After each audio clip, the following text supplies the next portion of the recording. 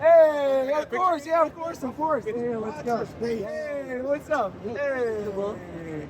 No, hold on. Wait. This is trash. Give me a trash. Yo, my bad. It's trash, bro. This angle was terrible. We got to get this in. It's a momentous occasion. All right, here we go. Right, here we go. 3, 2. Say trash like Sanji. Trash like Sanji. Wait, whoa.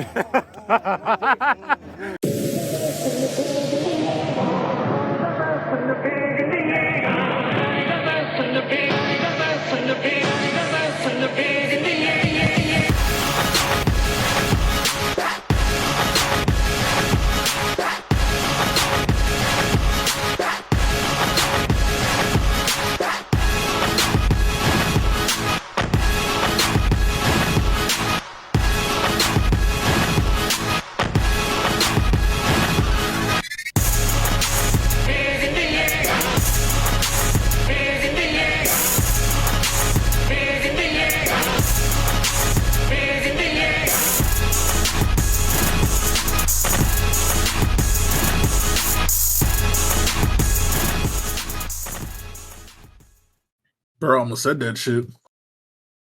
What happened? I was saying bro almost said trash like Sanji. Oh, he did almost say trash like Sanji. But what's going on, everybody? Roger Space here. Hello and welcome to the Japan Time Podcast for Monday, October 13th, 2025. Of course, the other voice you just heard is my co-host, as always, the man with the most, Shofu. What's going on, Shofu? How are you feeling? All right. I also want to give you a big thank you to both you and actually the other person I'm going to introduce next, which is McDareth, because the two of you were on the inaugural episode of the Rest and Relaxation Roger and Ricky Hotline, which we just recorded last Friday. So thank you for being on there. And in addition to saying thank you to Shofu, like I said, thank you to McDareth as well. Yep. So when's the next one? Like you wrangle Ricky to get another one? We're maybe quarterly. I think maybe we'll do them quarterly. I don't think we're going to be doing them as often as we do after hours of the main show, but I think quarterly seems good. Gives people an opportunity to come up with questions and come up with more problems and have things go wrong in their lives for us to fix. So yeah, it should be good. But I'm down to do it quarterly. Someone else who plays a video game quarterly, we have my man Death to Kronos himself. What's up, Tito? How are you? Ricky, when I catch you, Ricky.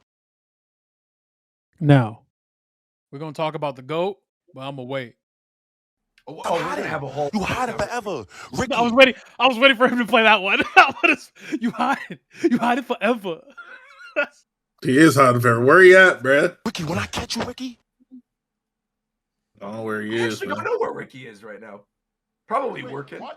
Someone else is working right now, though, and actually who I have to give a very special shout out to, someone who's been working for me this past week. We have Coastword. What's up, Coast? What up, Nintendo gamers? Happy Canadian Thanksgiving for all the Canadians out there. You know, gobble gobble. You know what I'm saying? What? I don't know, man. I just wanted to tell the people that you did a great job on the sponsored video I did last week, and you did that quick. You cranked that out in like a day, and it turned out really, really good. If you're out there, you need some professional video work done, you know who to hit up. That's right. You hit up Coast. And you know someone how else much you're going to be paying. Oh, that's true. Yeah. We'll do double my rate. Whatever whatever I pay you, have someone else your pay rate you was double. Extremely generous, but I appreciate that. You know, someone else who's extremely generous with his time. We have Viram. What's up, Viram? I'm fucking dying, bros. I know. So was this because Don't tell me you got sick again, bruh. Again? It's been a while since I got sick. You got sick at EVO too, you know didn't you? No, I got. No, I didn't. I was one of the few that didn't. Yeah, I got. Oh, it was you and me. I was McDareth. Mm-hmm. Are you sick McDareth now? was dying after I forgot about Yeah, that. I'm sick now. Damn, Hey, bruh. well, I'm Such is sorry. the price of the Evo Triple Crown. You know how it is. I will say though, Pre-Evos I'm is One actually- of them got you. Obviously, we want you to get well soon, but I am genuinely happy you're sick right now because it means you won't be sick when we go to Japan. Yeah, hopefully. So better you be sick now than I don't think that's how that works. Well, that is how it's going to work. You know what? Because someone else who's never sick because he's already dead, he's a Gengar. We have my man Zeph. What's going on, Zeph? Hi. I also want to say congratulations. I know you're getting your passport stuff done in time. Things are looking Congratulations. good. Yeah, Well, I mean, it's a process. No. All right, cool. We'll just don't go along with it. I thought you were a comedian. I thought you were supposed to yes and. Not Did they ever that. teach you that in comedy school? No, I know. I'm supposed to yes and everything. I don't know what that was. Well, why didn't you just yes and? Why didn't you go, yeah, it is a process I went through. Whatever, it's fine, whatever. Clearly, people are on something today, and we have a lot of stuff to discuss. Where do you guys want to start? I guess let's start with EVO France, because I know, Viram, you're not feeling particularly good, and you want to talk about, how EVO France was and things that got announced there. So I'm going to leave it up to you first. What do you want to discuss? Yeah, EVO France, first EVO in Europe. Really good. It came out really good. In terms of scale, it's more comparable, and in terms of vibe, actually, I would say it's more comparable actually to a Combo Breaker, or it was in terms of its first iteration. Yeah, and I think for the European crowd, it was a real kind of eye opener in terms of how big events could be, because a lot of European FGC folks have never been to an event of that kind of scale before. In terms of stuff that was announced, I'm trying to think in terms of the main stage games. We didn't get any Tekken announcements. I don't think we got anything for Strive. I'd say the big one was we got a new Dragon Ball FighterZ patch of all things. Yeah, what the hell is going on? Yeah, what's going on with that? I purposely didn't look stuff up because I figured we'd talk about it. I saw lore accurate Ultra Instinct Goku combos. Yeah, it's kind of wild. So they dropped the trailer before or after the top 8, announcing a new invitational, a new patch which dropped a couple days ago, and the addition down the line of Super Saiyan 4 Goku, the Daima version of Super Saiyan 4 Goku. And the patch, and this has been a kind of a trend with the past few patches for Dragon Ball FighterZ, they just kind of make the game more insane. And I don't really know why. I guess, they're just kind of going balls to the wall. You're understating every character. Yeah, every character is deranged from what they've turned it into a 90s broken tag arcade game. Yeah, just have every stray hit leads to some fucked up shit. Yeah, it's wild. I'm quite curious because I haven't seen it but it's cool. I like that. No games take that direction anymore because everything has to be hyper esports. I haven't seen the game in properly played. I've just seen obviously Twitter clips, and Twitter clips take things out of context, but I'm kind of curious to see what UI Goku especially is going to be doing, because especially because all the people on Twitter always do 7-bar combos, although it's not really hard to do anymore. Get 7 bars. Yeah. Yeah, I think we didn't actually have that many announcements. Grand Blue got a trailer for Meg, as well as we knew that character was coming, obviously, but the patch and her release are dropping tomorrow, which is quite exciting. They also announced that my boy Percival getting a new fucking costume. About time. I thought it was funny. Literally right after the other one, they're like, "Oh yeah, Percival, let's get him done." I was needless to say, I was popping off. Let me find an image of it real quick. Is it a real costume, or is it just some bullshit summer outfit? No, he gets it's one of his real costumes from the gacha game. It is even the summer ones in Versus are pulled from the actual Grand Blue gacha. Oh no, I know. I just don't like the fan service kind of ones. Yeah, I just find them boring. If I could pick a skin where someone gets a new set of armor versus them in a bathing suit, I'm not gonna pick the bathing suit one. Yeah, I agree with that. Yo, Meg built kind of crazy though. Yeah, she is. Yeah, she is kind of wild. Isn't every Grand Blue girl? Meg different. Her whole there's an entire race of Grand Blue characters that are hypersexualized. Yeah. Yes, there is. Well, her thing is that she was just a normal girl that wanted a nice vacation, and the vacation kept getting fucked up. Yeah. And so she decided to do something about it and just became a battle-hardened warrior. She became a recurring character through 3 different summer events, and Augustus every summer gets fucked up for some random reason. Zombie sharks, some random different things. And Meg eventually just had enough. She's like, I'll defend it myself. And then she has a shark companion who merges with her arm and can become a canyon. Neat. Very cool. Why a shark? Is she what? I'm pretty sure just because her name is Meg and there's an event with sharks. Megalodon? Yes. A megalodon? Yeah, like a I get it. megalodon, Yeah. And the shark's name's Ursula. Is she like water themed or something? Or is it just a random fucking shark? I mean, the Augustus where she lives is a water themed like island vacation. Yeah, place. it's like a beach. Yeah. Okay. But yeah, I guess in terms of the top 8, a lot of them were good to watch.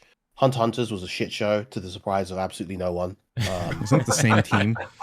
Literally, top 3. There were a grand total of 6 different characters in that top 8. Bear in mind, it's a 3v3 game. Where every single How many characters does the game have? Like, I don't know, like 16? 16 to 18? Like, yeah. But like, I literally don't understand how you'd be able to play that game without Uvo on your team. Yeah, like the best characters. All had him, right? Well, every team had a Leorio, so. Well, yeah, because he could just combo into punch, loop, Yeah. and then he did. Well, so there was like a graphic that was wrong. The top 3 teams were all Uvo, Morel, and Krollo, and I then didn't even know Moral wasn't. Leorio. But yeah, City of Wolves was good. Shao Hai won. Not too surprising. He's just god of fighting games. Funnily enough, even though this was a French Evo, none of the main games had a French winner. The closest was Strive, who had Patachu, who got second. He's one of the French players. Street Fighter was close, man. Dude, I'm not gonna lie. A lot of the top 8s were very enjoyable to watch compared to Las Vegas. They were. Evo. Yeah, I think the Street Fighter 6 top 8 especially was... I mean, Street Fighter 6 top 8s are usually really good, but this one I think was absolutely fantastic. Like, the energy in the arena for Mr. Crimson, obviously like the hometown hero there in France, was absolutely fantastic. It was just so lively and amazing, and he had such a good run as well. Bro, Managed to make it to turning up in the crowd, bro. That shit is crazy. Yeah, dude, the French go off. Oh, one thing that was neat, EVO France had the Spider-Man and Ghost Rider Tokon build, so I played a little bit of Spider-Man. That character's really fun. The boy is Ghost Rider, huh? Yeah. I didn't get the chance to try out Ghost Rider though. He looks awesome. His human design looks pretty cool that they went with. Like when he's not a skeleton. Yeah, Robbie Reyes. It's the best Ghost Rider right there, Robbie Reyes. That's the GOAT. Yeah. It is just genuinely surprising to me that they have not revealed more characters yet. Like I feel like this seemed like a good opportunity to do it. And plus, then we had the state of play where they didn't reveal any characters either. They didn't have any character reveals at the last Evo. I'm like, what's going on here? Just show. We know they're sitting on characters. Why not show them? Yeah, it's very strange. But aside from the specifics of the event, Nice is a really nice place. So if you're gonna go to a European event, EVO France is definitely one to go to. They announced. What? Nice is a really nice place. Oh yeah, whatever. It's lovely. There's a lot of gorgeous architecture. There's a lot of great food, particularly nearby the venue itself. There were lots of good places to eat. But it's just a fantastic. Does that make 2 of us that have been in France this year now? I mean, why are you flexing like that? There you go, flexing again, bro. You see that? I've also been in France. It's not this year. I mean, I've been to France every year for the past like 4 years. Yo, flex on him. Nah, he flexing on me. All right. Flex on him. A double flexer. I love this. Viram going to France is like us going to Vegas. You know? No, it's not. You know, maybe it is. Not really. I mean, yeah, it is. Yeah, it is. It's literally. I mean, it's a passport, but it's like it's a flight. I guess that's true. It's a short, easy flight. Well, real quick, while we're still on the topic of EVO France stuff, one other announcement that happened around the time of EVO France, but it wasn't announced there. It was announced at New York Comic Con, but it's fighting game related, and I felt like now was a good time to talk about it. Did you guys see the announcement of the new Avatar game? Yes, Avatar yeah, that game looks cool. So is that Is that true that it's being developed by the furry horse game people? Oh, it's them. The It's the them them fighting herds. So it's herds. a main Them fighting 6? herds. Yeah. Is it? I believe so. They made a solid game, so I hope if you're interested that's the No, case. I mean I've heard from a lot of people that game is good. It So is. I was like I have, surprised when they said that they're because it's very similar to like it has a lot of obvious influence and stuff from Skullgirls. So I played a lot of them's fighting herds, and the developers know what they're doing. It's just I don't think that's ever going to get popular. So you know, they got an opportunity with Avatar to have a super successful game. It looks cool though, based on the little bit we saw. Aang, Korra, Zuko, Azula, Toph, and Sokka were all playable, right? I think Katara is there as well. Yeah, Katara as well. there. That makes sense. Yeah.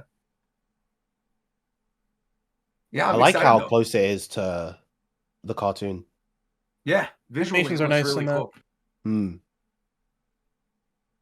Yeah, and they said that's coming out, I believe, summer 2026. It's going to be on PC, PlayStation, Xbox, and Switch 2. So look forward to it. It's going to be good. Also, in the realm of fighting games, I figured now is probably a good time to bring it up first. Has anyone played Warwick in 2XKO? That game ass. I haven't played that game in general. game I haven't played it yet.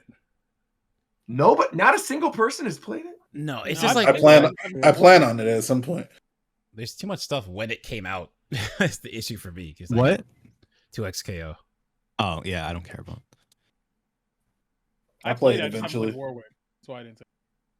What have you played? Teemo and Blitzcrank. And how you feeling about them? I mean, they're fun. Like, they play exactly how those characters should play. Teemo's really annoying, and Blitzcrank is big bonk. Like, he's just big grappler guy. Like, they were just like, hey, you like Potemkin, but want to do Spencer shit? Then here you go. Here you go. I don't know if anyone else has ever had this experience where it's like, you look at a game, you're like, wow, this game checks a lot of boxes. But I don't know what's wrong with it. But something's wrong with it. And that's how I feel exactly about this game. That's literally that's what I was saying last time. I just like there's a lot of really good like things going on, but I have no drive to want to play the game. Same. I don't know what it is. Like the game animations are obviously great, art style is great, music is acceptable, character design. It's that fucking wacky ass control scheme, bro. That's why I don't want to play that shit. I know I'm in the minority, but I don't like how it looks. I never have. And that's a big reason why I've never played it. What don't you like about it? I don't know. It just looks cheap. Okay. It looks cheap to you? Yeah, I don't know. Like compared to like every other fighting game is out right now, I don't know. It just looks cheap.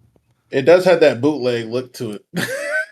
And I don't like it looks really some good of the to me. characters like Blitzcrank I have think had their like proportions like completely redone, and visually, that's Blitzcrank the looks one like a thing I have fucking skin. Hello? standing out. I don't hate it or anything. It looks cool to me, People were but talking at the same time, I couldn't hear you. Yeah, fuck it. I actually wanted to hear what Zeph had to say. I didn't hear a single word. I forgot. Okay. You were saying that Blitzcrank's proportions are all messed up, so he looks like a skinwalker. Yeah, he is. He's not supposed to have legs. What do you mean he's not supposed to have one? Like he's supposed to have legs, but not that long. Like he has like. Yeah, you gotta be able to translate it properly in the fighting game. Yeah, I know, but he looks fucking weird. So you could have picked a different character. They also gave him like a Tumblr sexy man voice instead of a robot voice. That I'm not a big fan Yeah, the of. voice is weird though. The voice I will say I agree with, but it's like I think Braum looks really good. I think Ari looks great. Yeah, I mean I think Teemo is really like I think they nailed Teemo. Like I said, I don't know why I don't like it. I couldn't articulate it, but I played it and I'm just like, man, like there's something about the way this game is coming off that I just cannot necessarily describe, but it doesn't make me want to sit in the lab and play it forever. My problem with the game is that the designers built a lot of the combos around we're going to make this shit really like flashy where you have all these extended combos and you do all this damage and stuff. But with the button combo configuration and how the partner system works with it. I feel like it's just like a single player game for 75% of the time you're playing it. Am I wrong? I feel like that's just tag fighters, no? Am I just incorrect in thinking that?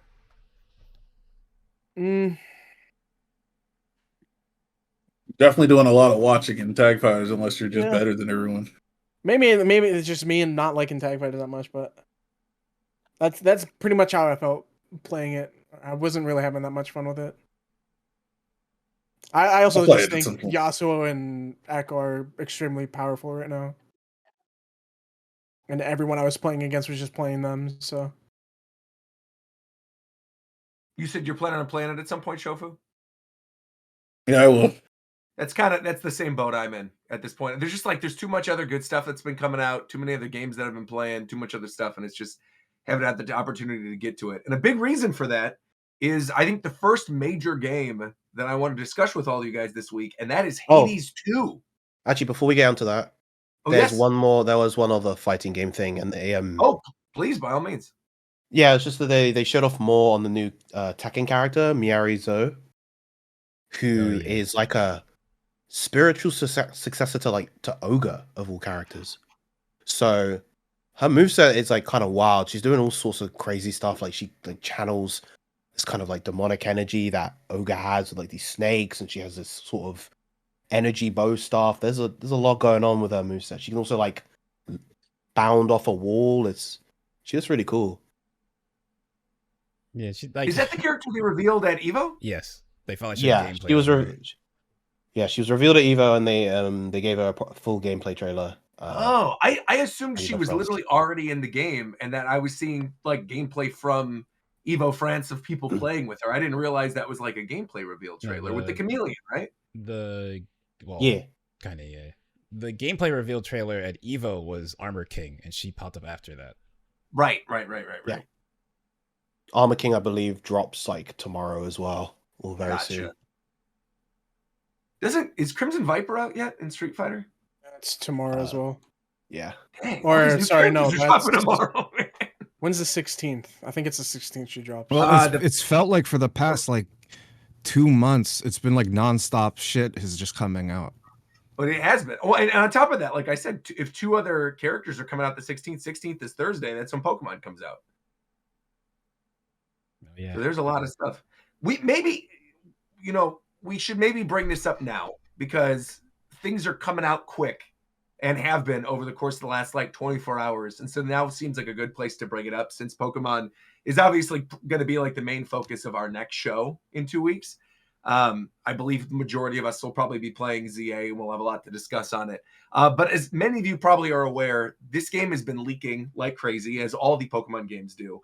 But in addition to the game leaking, there has also been like this massive leak of future Pokemon games as well. And so I know that stuff is out there, but I wanted to address right now that we're not going to be talking about anything that is coming out or that is leaking in that sense. One, because I kind of want to remain unspoiled. I think it doesn't make it fun when you're doing a live reaction video. They did too much, bro. But they've been revealing way too much, like upcoming game releases and time frames for upcoming games. We have some interesting things like we were given the budget they're given to work with on some of their games. How much is it, bro? Please tell me. Basically they're given enough money so that it's impossible for them to not make a profit.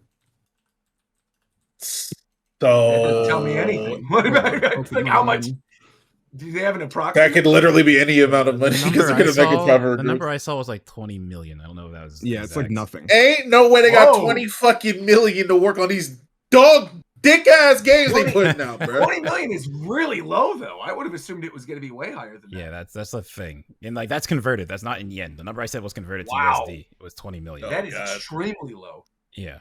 Guys, that's like the issue is like they don't give them anything, but they make a shit ton of okay, games sell so a shit ton. Here. Legends EA has a budget of 2 billion yen, which is 13 million USD. Yeah, it's crazy. Wait, hold on. I just got back. What are we talking about? So we're not gonna. We were just talking about how we're not gonna talk about any of the because the game's out. upcoming leaks Yeah. that are like coming, like only like cut content and stuff. But Sure. one thing we were given was the budget for a couple of the games that they've worked on. Okay. And for Legends EA, their budget was $13 million, which is it. Yes. That's exactly. That's insane to me. That's low. nothing. Yeah, I feel like people don't understand. Like 13 That's million so budget crazy. for a game for is nothing. For Gen 10, their budget's 20 million. Bro, 13 million for a AAA game is not shit. No wonder they don't have fucking It's voice nothing. actors on that It's bitch, nothing bruh. at all. It's like literally.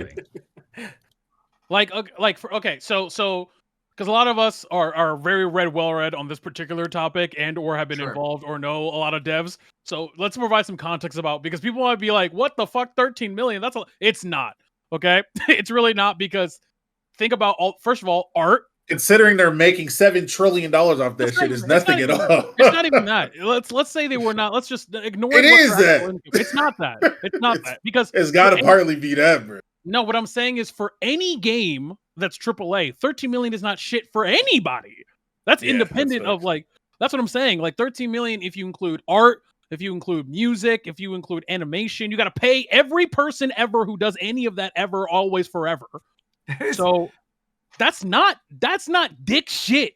Like, no. It's really not. To put into perspective, the original Ghost of Tsushima had a $60 million budget. God of War Ragnarok, bro, 2 years ago, bro, $200 million. Bro, hold on. Now, see, that's a discussion. Bro. Like, it's another discussion on the flip side of the same coin, where a lot of games are given too much money to work. Like, no, the games shouldn't cost that. That's fucking insane. That's fucked up. I don't know. No, having that much money doesn't mean they spend that much money, right? Yeah, it's the budget that they're. How much did they actually spend on God of War? I mean, regardless of how they did, it's one of the. I mean, they definitely made their money. Like, you know what I mean? Like, I know that, but spending that much amount of money on game development, it makes game development harder, because there's so many more people involved when you start adding hundreds of millions of dollars. You're talking about in general, not in these specific examples. Yeah. Okay, yeah. Because in these specific examples, I would argue that sounds right to me for those two games. Like that's how triple digit million sounds right. It's just like then there's the flip side of like, I forget how much. I'm gonna look up how much Concord. Okay, here's what I also know is that Roger, you actually might know I this. can tell you, right? I remember, because it's Concord was $400 million. Yeah, that's crazy. Now Roger, you might actually know this. Does anyone know what Astrobot's budget was? 20 maybe. It is 20 million. Look at that. There you go. And they made Astrobot for 20 million. Yeah, and that's still not shit.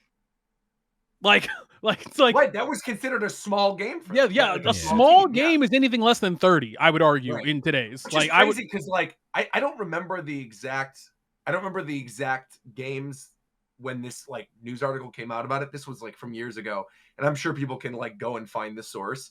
But essentially, like, the average cost of one of the first-party Wii games during the Wii generation that Nintendo was making was about $5 to $10 million. Right. That was literally the average cost. And the assumed cost of, like, a 3D Mario or a Mario Kart is in, like, the 30 million range. Now, and just for the unaware, the budget accounts for literally everything about the game. So marketing. Yes, marketing. I was literally going to say this also accounts for marketing, which... that's why the 200 million, for example, like God of War, makes sense to me, because a lot of that is marketing. That's marketing for sure. A lot of that is marketing. Now, Pokemon, this makes sense for me, why that budget is so low, because they don't spend dick shit on marketing for their game. They don't. Yeah, comparatively, they just show off on their own. They also don't spend dick shit on animation or voice acting or graphics or writing or definitely like, not that. Yeah, like it's. Yeah, to put that into perspective, but also it's the flip side of like, you don't need 200 million to make a good game. You know what game? What game is less than 15 million? Hades 1. Hades 1 as a less than $15 million budget. Some of the indie games are different, though. Some of the best games of all time were created with way less money. Yeah, like Megabunk. That guy made that's a one man game. He made that shit. I'm playing the perfect example of that right now. I've been playing Stardew Valley, which is a 1-man game. Balatro, 1-man game. There you go. 1-man game. Like, obviously money, we all know money is not the end all be all of these games, obviously the actual development, but it is an indicator of a budget is an indicator of a lot of things. And the fact that ZA had, would you say it was 15? Is that what you said? 13? That's insane to me. That is insane. Like, even if it wasn't Pokemon, like, Roger, if I told you that the next God of War game had a budget of 13 million, would you believe me? No, I mean, not even close. Again, Ragnarok was 200. That'd be insane. I'd be like, is it a 2D 3-level roguelike? If I texted that to you, I think you would act, like, unironically, I know what you would do. You'd be like, did you mean 130 million? Like, is that what you meant? Right. Whoa, like, they really cut costs over there at Sony. Wow. Yeah, literally, someone brought up a good example in the chat as well. Call of Duty Black Ops, the Cold War game, had a budget of 700 million 5 years ago. Okay, yeah, the Black Ops are like literally, like the Call of Duties are literally the games that have the biggest budgets of all time. Yeah, but how much do they end up spending on the game though? Well, it's also because Activision literally is, well, you know, they're Xbox now, but back then Activision folded literally every single studio they owned to make more Call of Duty content when they were pushing Cold War and all that shit. Like, I feel like that was around the time, not Cold War, they were pushing Warzone. I feel like that's around the time when Warzone was becoming a thing, so they spent a shit ton to get Warzone up and running. And that's like Call of Duty is the game where if you're talking about making a budget around marketing, that's the game you're talking about. Yeah, marketing is crazy for that game. Like, well, I wonder what the Helldivers budgets was. Just while we're here and we're talking about budgets and we're talking about big companies, I was gonna have us talk about Hades, but I'm like, should we just jump to the big elephant in the room and talk about Xbox? If you want. I mean, I don't really. We can. Because I mean, that was the big story. Because essentially, well, Coast, I want you to start this because initially, some of you who are watching over on the YouTube channel might remember that we had a different thumbnail for the episode image this week. We had like Master Roshi and then some of the girls from Hades and him holding a Pokeball. And then, Coast, you were like, "Oh no, we need to add Game Pass to this." And talk about the Game Pass stuff.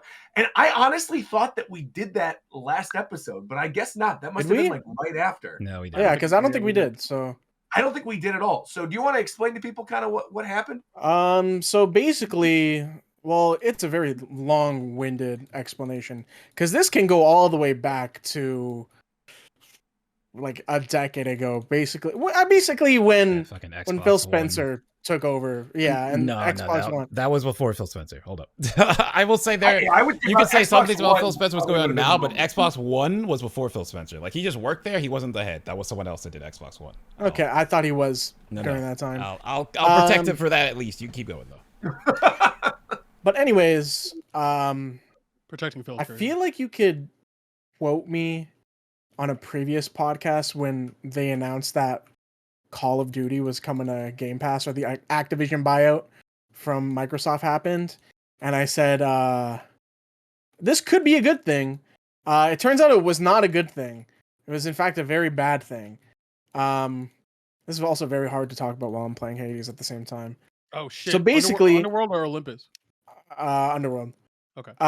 Dude, I'm getting my ass beat by two things that are like sucking me up at the same time. What? Hey, yo! Hold on. I died. Okay, so what happened was, I know exactly what enemy you're talking about. Yeah, I also know what enemy you're talking about. Microsoft bought out Activision, and they were like, "Hey, for how much was it again? $300 million or something like that?" Yeah, $1 billion. It was $1 billion. Oh, okay. I was way off. For this giant sum of money, you're going to assimilate under the Microsoft brand, and we're going to put out your games under Game Pass and stuff like that. And they were like, okay, bet, sure, yeah. It goes through, which is still crazy to me how it went through. Well, I can tell you what reasons it went through. I mean, I personally, I wanted to go through because fuck Activision for what they were doing in Blizzard, but whatever. But one of the reasons it went through the FTC is because the FTC fucking did such a terrible job trying to like fight against it because they weren't fighting for the American consumer. They were fighting for Sony, and the judge called that out. I was like, your job is not to defend Sony; it's to defend the American consumer, and they did that so terribly. But yeah, anyways, they spent this big ass amount of money on Activision and Call of Duty, thinking it would get them like a big amount of return to Microsoft.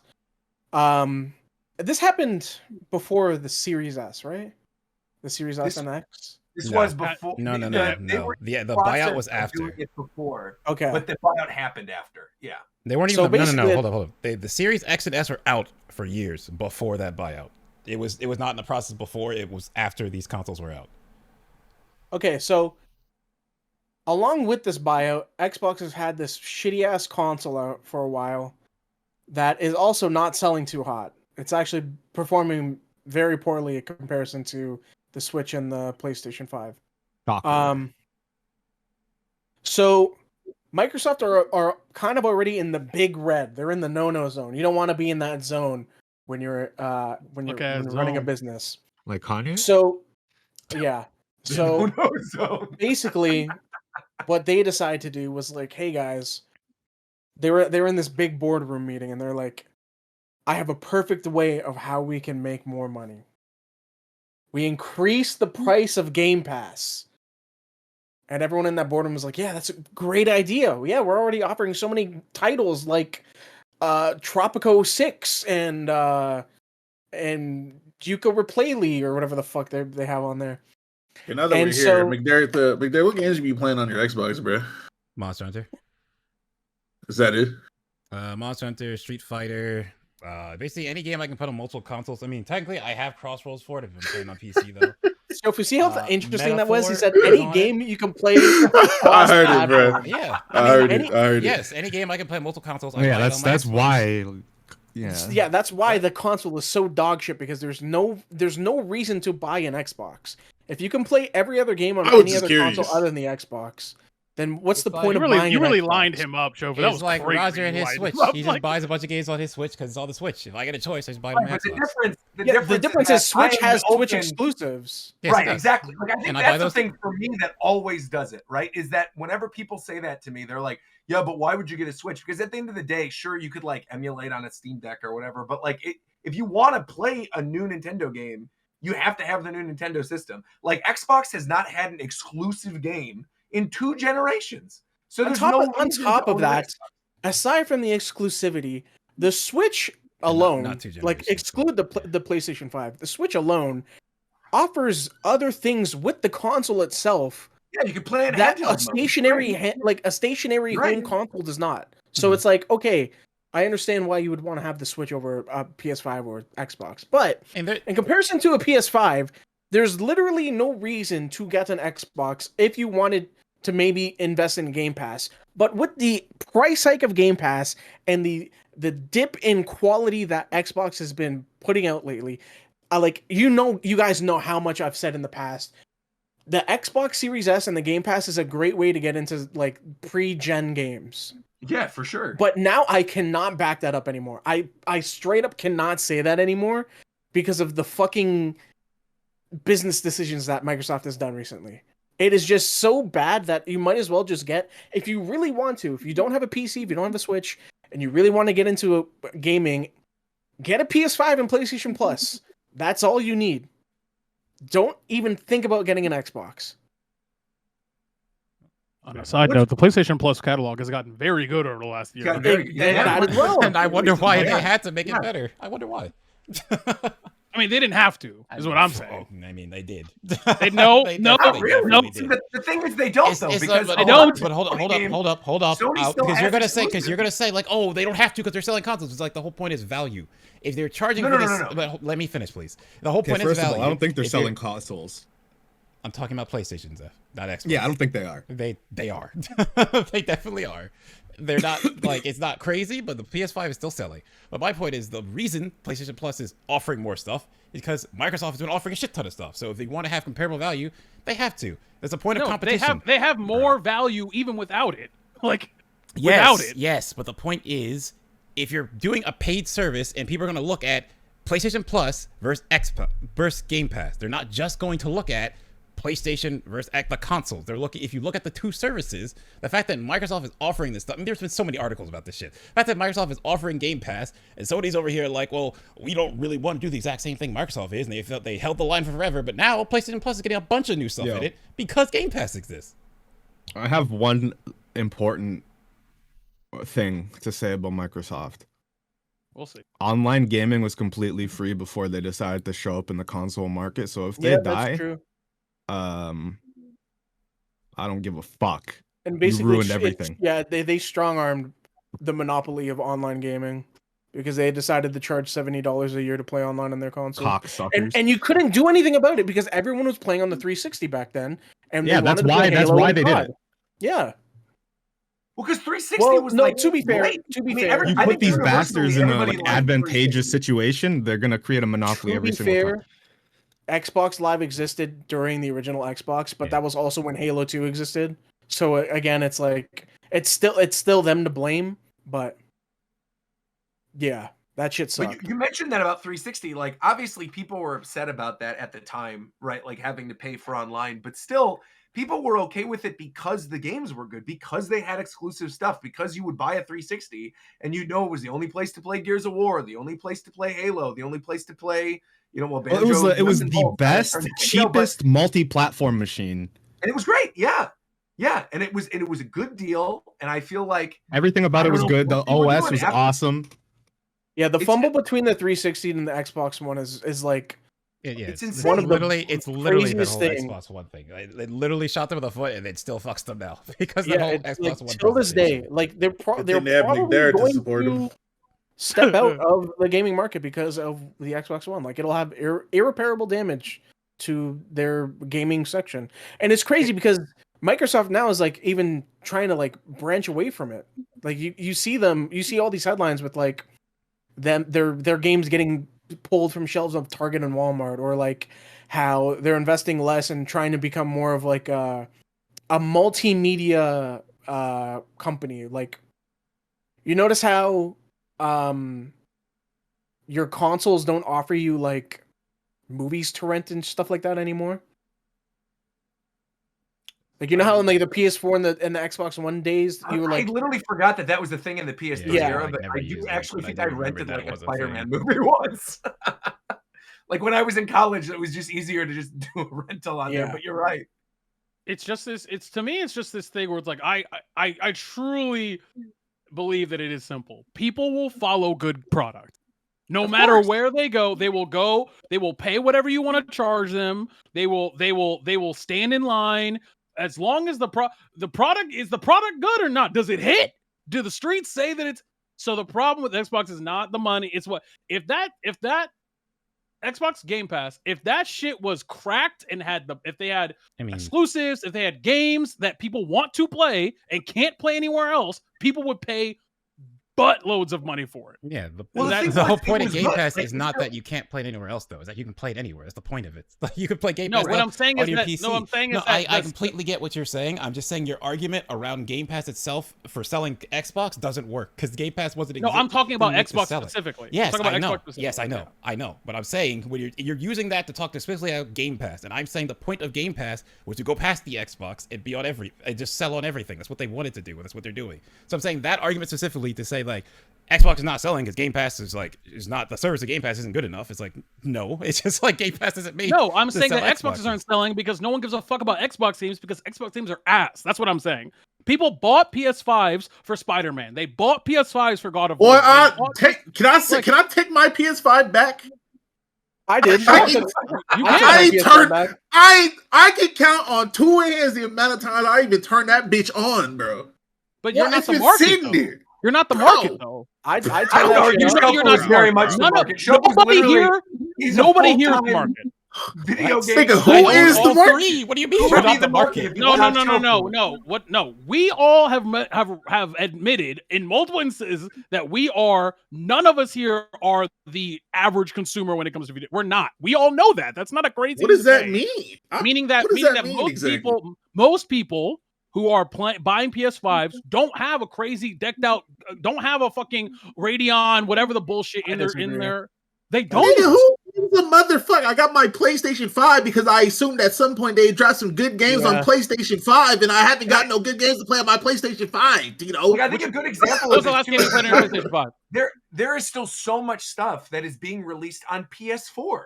So for the average consumer, I don't think they've even I think that's honestly a big reason why Switch is doing as well as it is. Again, it goes back to exclusives because a lot of these people, if they're like, well, I already have my PS4, I don't have money to spend on another system. The economy is tough right now. If I can play it on PS4, even if it's a worse running version, the average consumer doesn't care if it's a worse running version, if it's in 30 FPS or 60. They're like, can I play my annual Madden game? Can I play my Call of Duty? Can I play my Marvel Rivals? And they can on their PS4.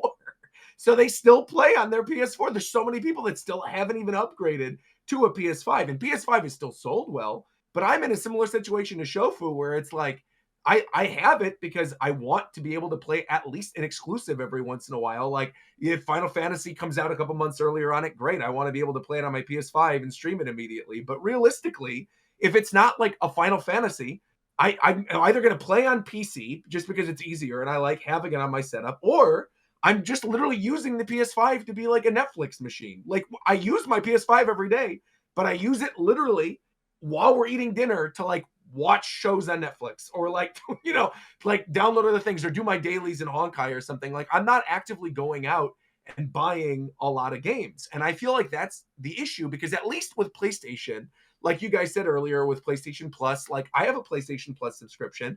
Realistically, should I be paying for that? Like maybe not because I don't play stuff that frequently online on there, but they're getting my money and I feel like I'm getting value from the classics catalog. And every once in a while, like I said, I'll play like an exclusive game. But because there are no exclusive games on Xbox, this is like, I clown on them, but genuinely like if there was one, if they were like all of a sudden tomorrow, like we're going to make Banjo 3E, like an actual Roger, that doesn't even matter. Xbox, I would buy an Xbox. It doesn't even matter though, because they had all of these exclusives lined up and people were excited for them, and they all got fucking canceled because they wanted to gouge more money out of the things they already had.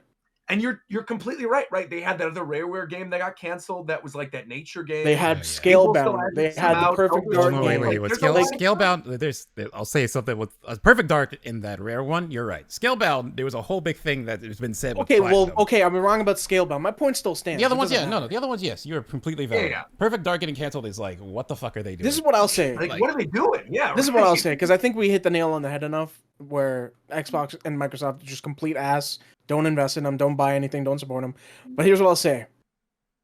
When you're watching when you hear a Nintendo Direct, you get excited, right? Because you think of exclusives, right? You're like, yes, I can't wait to see the next Mario or Zelda or Fire Emblem or Metroid or whatever the fuck. You're thinking about Nintendo games. When you hear State of Play, you're like, okay, they could maybe show something cool. Maybe, new Spider-Man, or maybe they finally show Wolverine or whatever. But a lot of the time when you watch them, they're showing games that either are going to be on already pre-existing consoles that'll be multi-platform, or it'll just be, it'll be with one or two exclusives on there as well. Not as many exclusives on the Nintendo Direct. What the fuck Microsoft been doing? I'm waiting for Fable. That's like the last major thing I know they have. I don't know. But again, Fable, you can play on a PC. Yes, I know you can play on PC. Yes, I find this to be a funny discussion because I buy them on Xbox. Like the console exclusives are objectively nothing but bad for consumers, but they're a necessity for the entire ecosystem to work at all. Yeah, literally. Yeah. I don't. I mean, as it stands now, yes, I do agree with that. But I think exclusives are kind of low-key overrated. Like there's no scenario in which it's the entire thing keeping Nintendo afloat. Yeah, it's the only reason why Nintendo still makes money at all. Like, it's because they can say you can't play Mario Odyssey on Steam. Yeah, you can't and so they've kind of milked the fact that. So how are they overrated though? You said what? How are they overrated though? I think people think that exclusives are the end all be all for whether or not people are going to buy one console versus another because of the ecosystem that's developed, because that is the way that is developed. But I think it's rapidly progressing that way because I do think a long time ago, you're right. The average person didn't have more and more people are getting a gaming computer like at rapid rates. Yeah. It's like they're like slithering into homes. Like I can't even think of what to compare it to. Like DVD players. They're yeah, but yeah, I think eventually it's just going to become completely unsustainable because the average computer is going to be able to run whatever. Yeah, there's like the average computer, especially with because remember, like a lot of people don't have. Oh, like not. I'm not gonna say most or not, but a good percentage of people don't have. They have Macs. A lot of people have Macs. Well, a huge thing that we all like a huge what's the word? What's the word for people that consumer base? I don't know, dude. That's a good one. That we never really consider are like poorer countries like in Latin America and stuff where there are tons of people that buy games that go on like the only buy games that get put on like a reduce. I don't know how it works because I don't live there, but I've seen like in Mexico, Silk Song is like $7 because otherwise, comparatively, it would have been like some developers can choose what price point they sell at because some countries just have an extremely fucked exchange rate where they're just priced out of buying something. Yeah, like I didn't know how. Like I know Brazil is one of them. It is a lot of South American countries that just get price gouged out of being able to buy shit. Yeah. Where like a lot of the time they just pirate stuff just in order, like they want to support it, but they're priced out of playing it, so they just have to pirate it. And that's another thing too, you know, like with exclusives like becoming a bigger selling point for these consoles. They can now decide, like these developers or these, I guess, like Nintendo and PlayStation, all of them can decide we can just sell them at a higher price point now because we just can. We're the only place to play this game, so why not? Like if they see someone else raising the price for it, they can just do the same thing. Yeah, like I'm not even gonna sit here. Like I don't think anyone here is even gonna disagree. A large reason why the Steam Deck is even popular is because you can pirate Nintendo games. Yeah. Yeah. Yeah. If you look at anyone that's fucking posting about Steam Deck on Twitter, they're never posting a Steam game. It's always like they're always like, "Look how I'm playing Mario Galaxy. Look at all you people playing Mario Galaxy." Bro, I don't want to play it on a Steam Deck. Like, I don't running on my Steam Deck. I understand, like for some people, that's just like, oh yeah, well, I could play it on my Steam Deck, so I'm gonna do it. But like, I'm never gonna do that. There's no world ever in which I'm gonna want to play my Nintendo games on a Steam Deck. I want to play them on the original hardware. And I know that seems stupid and people are like, whatever, that's... Well, no, that's a big thing too, is Nintendo games are intentionally designed that way. Like, there's a clear difference when you're playing like a Nintendo game emulated versus like actually on hardware. Of course.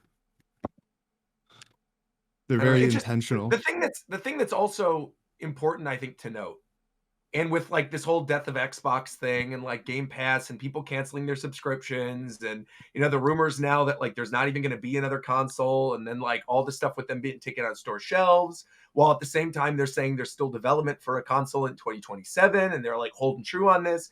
The thing is, which I think we've said so many times on the show, there is literally no console war anymore. It does not exist. There is Switch doing its own thing, Sony doing their own thing, and Microsoft doing their own thing. And there is competition in the sense that, like, you know, when you were talking about Game Pass versus PlayStation Plus versus like NSO and things that they have to offer, sure. But like in terms of what they are going for, when everything is advertised as cross-play available, that like console war was just completely eliminated. To add on to my point earlier about exclusives as well, is the entire console war culture also kept the entire ecosystem as well, like going. The constant need to one up each other. And they would try to battle each other on stuff they're releasing to be better, and all until one day one of them decided to not let you use used games anymore. And then the other one's like, this is how you share games on PS4. Just added a disc. And that shit was so stupid. And ever since, it's been... And the other thing about it too, because you brought that up earlier about like games running on other hardware in other countries, right? Where like necessarily they're not going to have access to have like a really good PC, and that these companies are going to need to develop on lower settings. I think that's another thing that like Nintendo really did luck into with the Switch and now with the Switch 2, right? Is that because the developers are making games for hardware that's not as strong anymore, they're able to then just port their stuff immediately over to the Switch, which is why you're seeing something Switch big. games are still That's the pricing point is still an issue with that for Switch stuff, Roger.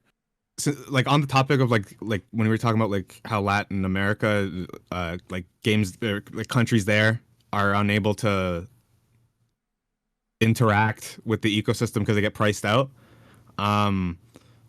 I've been hearing that like PC cafes are getting more and more popular in countries like that. Yeah. Yep. Sure. So it's like they've been even if you opening don't up more own a of them PC, because of you that. can just rent time. Yeah. Yeah. Because like literally, like Game Pass price doubled in a lot of like it went up 50% in the States. It's like $40 a month here in Canada. In Latin America, it was literally 100% the price. Like that's how much they fucking like gouge the prices on Game Pass. So yeah, and I think what they do is like in those cafes is that it'll be like all games people are like they're already purchased, so you could just like log in. You just log in. You just log in. Log in, play your game. When you're done, Your purchase are, and like, they pay like $3 an hour or something and like this, that. And this Yeah. and this whole thing, and we're not gonna go on this tangent, but this is just a kind of like a good maybe a good transition point or sticking point. This is why the most popular games in the world are slowly becoming, and the games that have the most penetration have always been for a while now, free to play games. Sure. Yeah, like CS:GO, League, Dota. Like CS:GO, League, Dota, Fortnite, all these games that are like essentially you could just log in and fucking play Hearthstone even to back in the day. Like you could just like fucking a big one even too that we never talk Marvel about Rivals? ever because it's not anything anybody ever plays here is Free Fire. Free Fire Fire. is like huge in Rocket so many League, other right? countries. Rocket League's free to play, right? Yeah, Rocket League's pretty big. Rocket League is Yeah, huge. that's a big one. Right. Kids love that shit. Like, and then indie games as well. And I was literally gonna say the second Sure. one is that's why you're the I guess positive benefit is that a lot of these indie games that have a much lower price point but are really fucking high quality are getting like this crazy penetration because they're not $85 billion to pick up, and Sure. most people can afford a $30 game. Most people can afford a $40 game every now and then. Most people go like Hades 2 is $40. And there's still like indie this, like, games are for cloud. sure like they're the future. Right. There's still the cloud over indie games where it's like Yeah. indie games are like the artsy fartsy like pompous game that people play, but literally like all of the indie games, like most of the indie games I can think of from this year are going to be Game of the Year contenders. Exactly. I mean, at least 3 off the top of my head right now. Expedition 33, Hades 2, and Hollow Knight Silksong will be on nearly every Game of the Year list, right? Mm-hmm. And I guarantee one of the this is the year an indie game will win Game of the Year. Yes, I agree. One will probably win. Bro, Megamon really the best game that came out this year. That shit's crazy. And now is that? Do you guys think? Do you guys think that's not even because? crazy. Like that's actually like people will agree with you on that. Like I was watching people play Megamon. People That love shit that is game, fun as fuck. Do you guys think that indie games getting better and more prevalent is because of more money appearing in game development, or do you think it's because game development is getting more accessible? I think two things. Yeah, One, gotta be I think both, bro. Yeah. it's getting more if you had to pick accessible. one, I think more I don't accessible. think Maybe the second one. It's easier now than ever to like start up your own game if you wanted to. It doesn't cost you a ton. Maybe you have to pay a subscription for Epic, or maybe you have to get into like Gado or whatever. You don't have to pay. need You don't to have to do. pay for any of that. Oh yeah, it's based All on of how that is much, free. how much you Game sell. makers all. Yeah. Yeah. So like You can literally download an engine like Unity or Unreal, and you can just crank out a game in a day if you want. Like it is the entry Game Maker level has for like making a templates game- and stuff. Exactly. Like it is so easy to go in and make your own game now. All it really is just deciding the level of polish and how much time you have. Exactly. Yeah. But also I think this kind of ties into what we were talking about earlier is that if you notice a lot of the devs from a lot of the best indie games over the last few years coming from smaller studios that have people who used to work on some of your favorite games on major studios. Left and made their own thing. And just left because they're like, they don't want us to make the games that we're good at making. They want us to make fucking bullshit Simulator 85. So we just quit. We bet on ourselves, and then we cranked out Astrobot. We cranked out Hades 1. We cranked out Expedition 33. We cranked out like even like there's that group of people who are like, you know, like Mega Bonk. Before that, it was I literally was just talking about it. It's the card game. Balatro. Thank you. Literally, I have 70 hours in that game. I love Balatro. That's just gonna be getting like a big update and come right back into the social that game is crazy. It launched on mobile and it made basically the same amount it made on when it released. Like, you have that group of like 1-2 person teams. Among Us, 1 to 2 person team. What I was gonna bring up as well is like, because of it's a really weird chain reaction how it's working. Like, you have the AAA devs making like $400 million budget games that kind of all bleed into each other with how they play.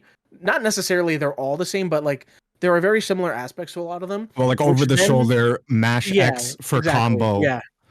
But then that leads to people saying, I don't like these kind of games. I'm going to make my own game the way I would want to experience a game. So they make these indie games, and those indie games do really well. And then when people play those, they're like, I see this being really successful. I want to replicate that success. So they go on and they like try to recreate that indie game that they played. That's why you had so many Among Us clones. That's why you have so many roguelike games, you know, like it's just, it is a never-ending cycle.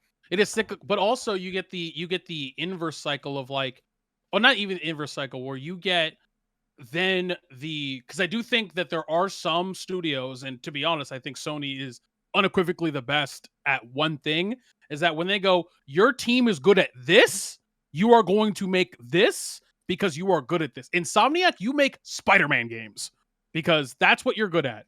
Sony Santa Monica, you make God of War because every time we let you make God of War and leave you the fuck alone, you make God of War. Like Ghost of Tsushima, you make it's a balance of like, if you allow devs to do the thing that they like to do and are good at and leave them the fuck alone, they're going to actually make a really good game. Isn't that crazy? When you leave competent people alone to do a thing that they're good at, they make a good. Isn't that crazy? Like, look at Microsoft over there. Look at Xbox over there. Like that's what I'm saying. Like, and that's the thing is, I mean, it goes back to exactly what you were saying too. Is so many of the talented developers from those companies that they acquisitioned, took the IPs from, and then we're like, actually, you know what? We're shuttering the studio. Are all going to be going off to make like, you know, Game of the Year for the next 3-4 years. You know, like they're developing their own studios. And what's weird is like, you're seeing a rise of this a lot. Like you're seeing this with Bandai Namco a lot recently too. You're seeing this with Konami. You're seeing this with a lot of other companies, Capcom, where they'll find an indie studio that's making something really good and then they'll publish it because they know they'll make money doing it and they don't have to actually develop the thing.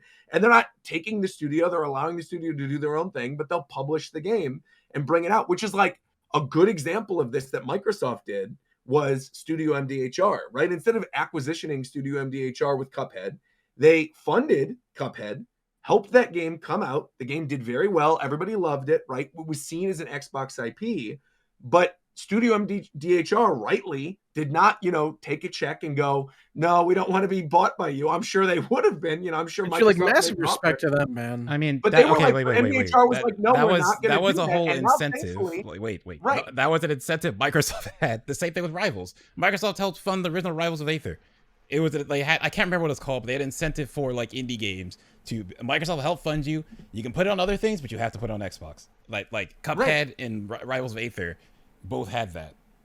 And that I feel was the right way to go about it, right? Because then these companies were like, this is great. We're on this platform. That's great that they're supporting us, instead of just being like acquisitioned, put in development, and then Microsoft yells at you and goes, no, this things needs to be out at this time, or it needs to be this way, and then they just shutter the studio and take the IP. Hold on. I'm gonna jump because but this is true because Studio MDHR now can do whatever they want to do. Studio MDHR, if they want to make the next Cuphead game for Switch 2 or whatever, or they're going to make some new IP, it'll be on everything. It'll be on PC, it'll be on Switch, it'll be on PlayStation. They'll have that many more eyes on their product, that many more people that are going to want to buy their game. Yes. It's going to make it a lot I'm not easier for them. disagreeing with that point. I just want to say something here because from the amount that I've been following all this, yes, it was ID at Xbox, thank you. The amount I've been following all this stuff, Microsoft technically, most of the time they don't do that. Now, I don't know what happened with the Hi-Fi Rush devs. I only saw the aftermath of that, yeah?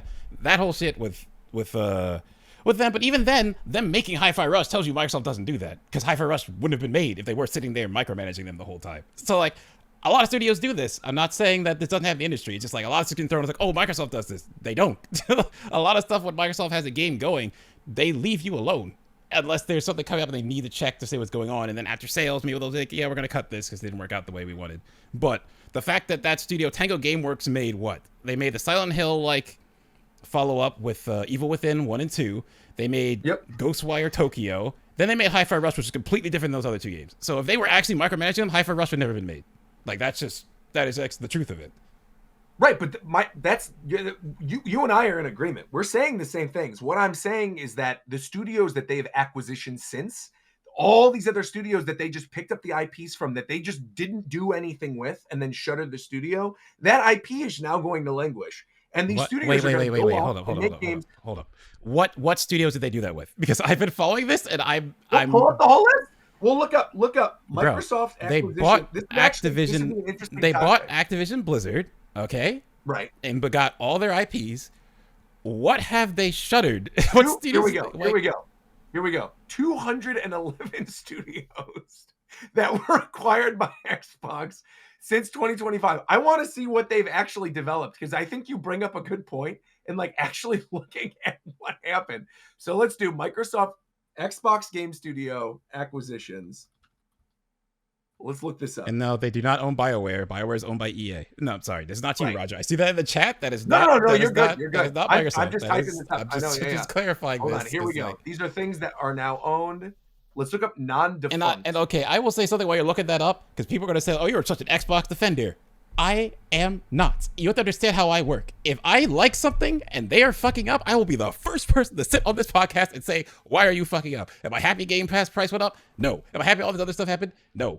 What I don't want to do is sit here and say nothing when a bunch of random stuff is being said and I know, wait, that's not right. So I'm sitting here and saying something. Like, okay. I think that's totally fair. Right. So look on here right now. These are the studios that are currently working with them that have not been sold or spun off that have games that are in active development, right? You've got the Coalition, which makes Gears of War, Compulsion Games, which just recently released that South of Midnight game that came out. Was that this year or last year? That was this year. So they have Compulsion, which has the South of Midnight game. I did not hear anybody talking about that, so my assumption is that it did not do well. Not be good for that. Okay.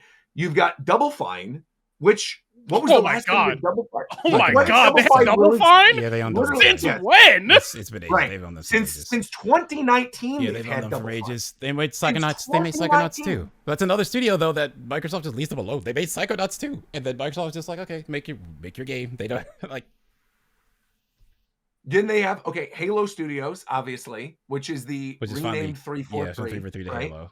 Right, so that's renamed. Which is funny because they're gonna reveal the new whatever thing they're working. I think it's next week, and that has a whole bunch of fucking mess around that. Yeah, I heard, which is crazy. One of the lead artists left, and they're saying stuff. A bunch of people have left. Of Xbox or the Halo Studios. Halo Whatever Studios. next Halo project is coming out is going to be absolutely dog shit. Damn. Also, people are saying Double Fine is a new game. And there's a lot of these other studios. Oh yeah, Double Fine, that Lighthouse game we saw ages ago, where you're like a walking lighthouse, is Double Fine. Right.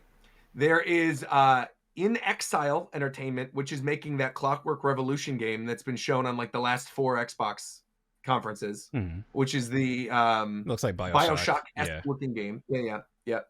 Obviously Rare, but we all know how that went. They canceled Perfect Dark. Sea of Thieves basically is all they're doing. I will say Rare was not making Perfect Dark, but yeah. Well, no, Rare owns the IP for Perfect Dark. Well, no, Microsoft owns the IP for Perfect Dark. My point was that they But yeah, Rare made the original ones. To my point, right? Is yes, that but I'm just Rare saying made Perfect that Dark. you They can't really gave put a Perfect different Dark. development studio, right? Yes. But my point is that they got a different development studio to make the IP that Rare owned.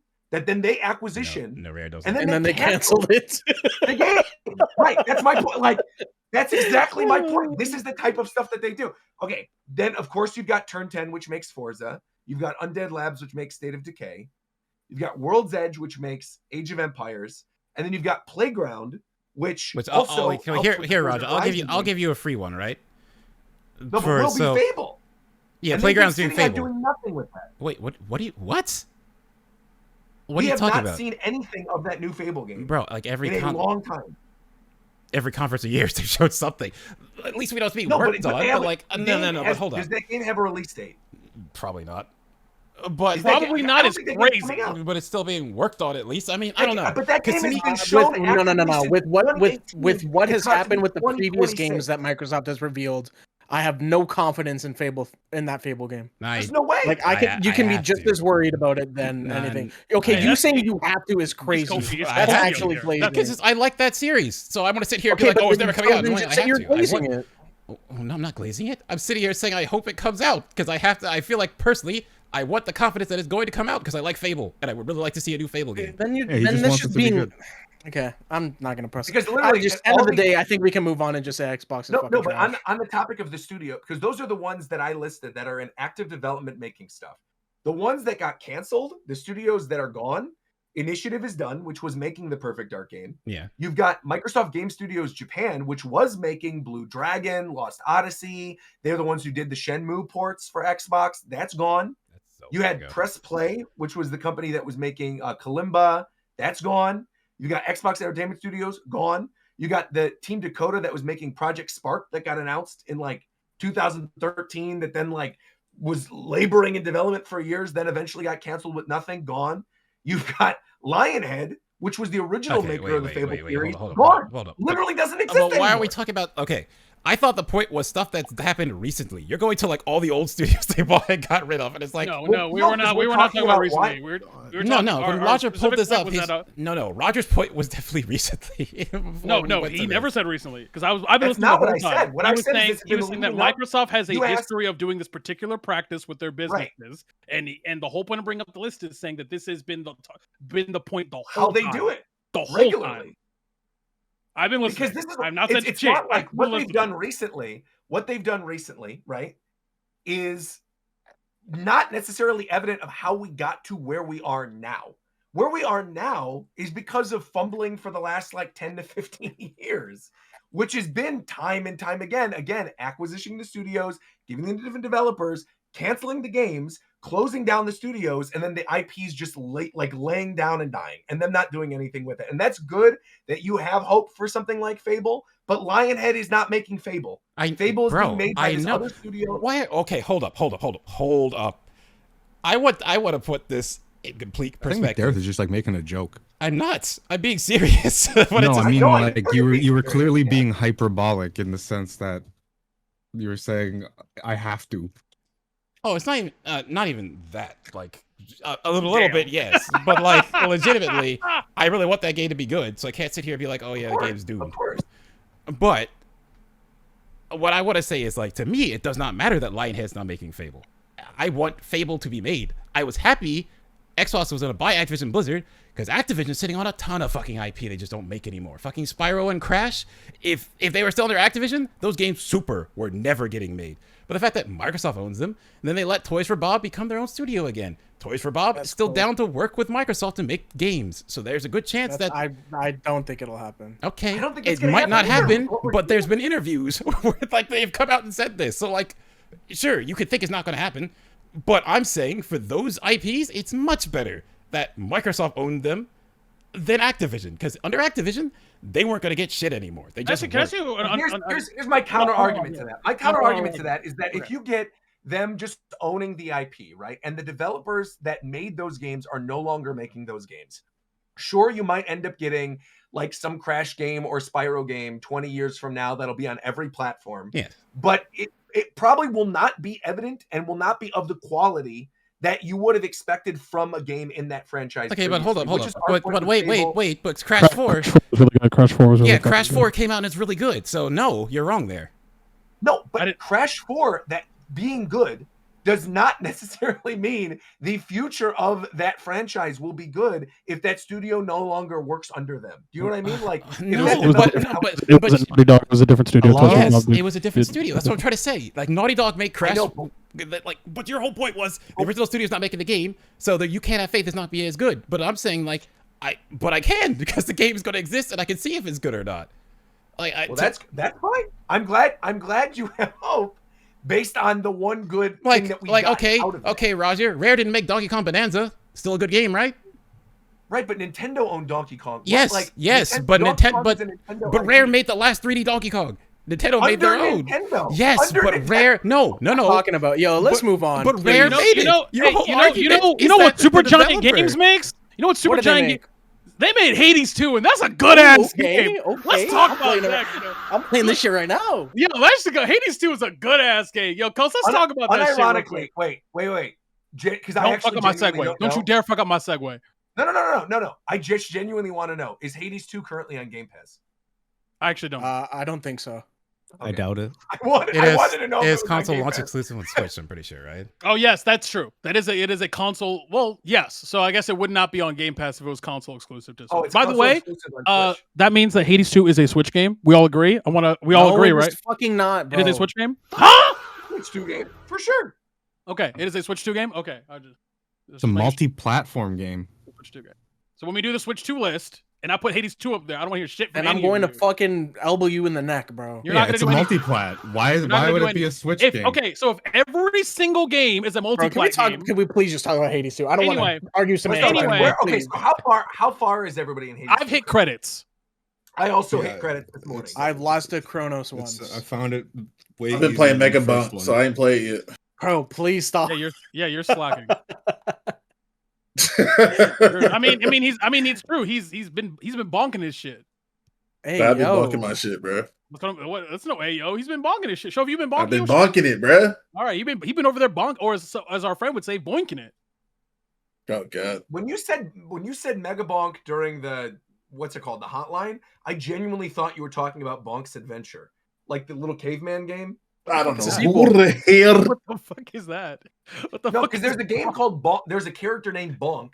Literally, the only people here that know what you're talking about are me and Adam. So it's just there's no point. You guys got taste, bro. I don't know what to tell you, man. Thanks. I'm glad you guys can back me up. No, okay. But Hades 2. Okay, so Hades 2 is without any spoilers, obviously. Yes. I think it is objectively, if I'm looking at it objectively, as someone who's put in a combined probably 300 to 400 hours between both games, I think it's just objectively better than the first one. There's there's very few. It's just more of the same, or more of the first one. Yes, it's more of the first one, but they refined it. You can clearly, it is everything I think a sequel should be, in terms of like they took what was right with the first one and they made it so everything's just a little better. Like everything is just like maybe 5 to 10% better, depending on what you're talking about. It has the second fight of the Underworld is one of my favorite fights in anything. I adore that fight. The Siren fight? Yeah. Which one? Scylla? Yeah. Scylla. The Scylla fight. Is it Scylla or Scylla? I don't know. It's Scylla. It's technically Scylla. Okay. Yeah, Scylla and the Sirens. Yeah. Yes, Scylla. The Siren fight is one of my personal favorite fights. Flavor-wise, you said Skrilla 6-7. Yeah, the Skrilla. I like how you can remix the boss fights. You can remix the boss fights. Yeah, where you have your nightmare powers, where you add. You can do that in the first one. Yeah, I know. It's just I feel like it's more. It is better. Like, it is better. Yeah. Also, have you guys seen the clip? And that's another thing too. That's like very classic Hades. Where first of all, every time I play that game, I hear a new voice line. Like it has absolutely, yeah. And my favorite one so far is that go ahead. I'm not gonna tell you what happens, but go ahead and before you enter the Scylla fight, if you play to do another run, Roger, turn off the music. Turn off the music. Yeah, turn off the music before you go in the room. Okay, just do it. And they have lines for that too. I never even knew. Exactly, because you would never know it. Because why would you turn off the music? Because the music is incredible. But they have lines for that too. I think it's incredible. I'm excited to where Coast hit credits. I'm going to say I've said it. I sold it to Roger. It's still not my game of the year, which is insane to say, but it's probably still not my game of the year at this point. But I think it's any other year would be incredible. I think Mel. I love Mel. I think Melenaway is so cool. Like, my Roger, what weapon did you were you partaking in the most? The fireball Menos. That is like hands down just torches or the being able to hold down the Y button and just shoot fireballs out is just my favorite thing, because the way I play it is almost like how I would play a top-down shooter or like a shoot 'em up where you have like these patterns that you have to memorize and you're just getting out of the way of the attack patterns. And so for me, I don't have to think about attacking if I just hold down the fireballs, right? And then I adjust obviously with my boons, having weakness, or like, this is probably a better question. What boons do you usually use? Because for me, I feel like the back-to-back of Hephaestus and depends on the weapon. Is I like think Hephaestus incredible. is busted. I think Hephaestus is He's busted so good. regardless. Hephaestus is a little overtuned, I would argue. Hephaestus with the moon axe, that's my favorite build. Hephaestus is just busted with every weapon because I think Apollo with the axe is stupid. Apollo's really good. I also like. I mean, I am. And Zeus is up there, bro. Zeus is pretty up there as well. I mean, I don't really know any of them that are like every time. The problem with what happens with the first Hades, the only like little critique, and this is only matters once you're just doing runs for fun. I did not feel this way when I was just playing through the game, which is you kind of know what boons are the boons you want for which weapon. And you kind of know the best boons for each weapon, where conversely with this game, I feel like most boons are good with most weapons. Like, you can play Hephaestus with any weapon. You can play Poseidon with any weapon. You can play Zeus with any. So I think the balancing is incredible. You can literally play it however you want. I think the redesign. My favorite weapon's the I don't know the names of the weapons. I like the skull. Oh, the explodey skull things. Yeah, the skull's my favorite weapon. I've used that the least, but that's because I used it a lot in early access. I think the most broken is backstab dual blades. Oh, the backstab dual blades. Yeah. Oh, the backstab.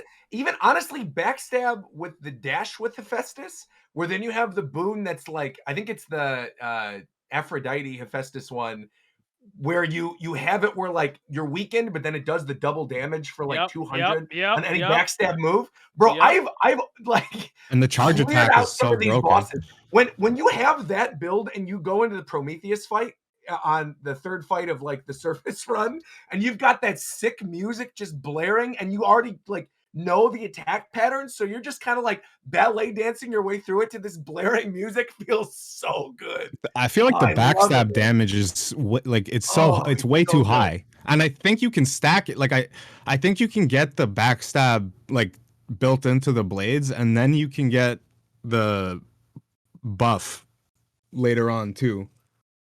Just like from the hammer. You're name dropping a lot of shit right now, by the way. Well, yeah, I'm being vague. Yeah, we'll be vague about what how things happen. You've name dropped two things already. Yes, you have. What did I say? You're talking about I specifically said the second boss of the underworld thing, and you just said the third boss of the. The names of the. Oh, I get it. I got you. And you did it earlier too. Yeah, you did it earlier. It did do it earlier. But it's just names of bosses. I did not mean to spoil anything. I'm sorry. But I mean, it's fine. I do think that just in general, I think the boons are all great. I think the design's great.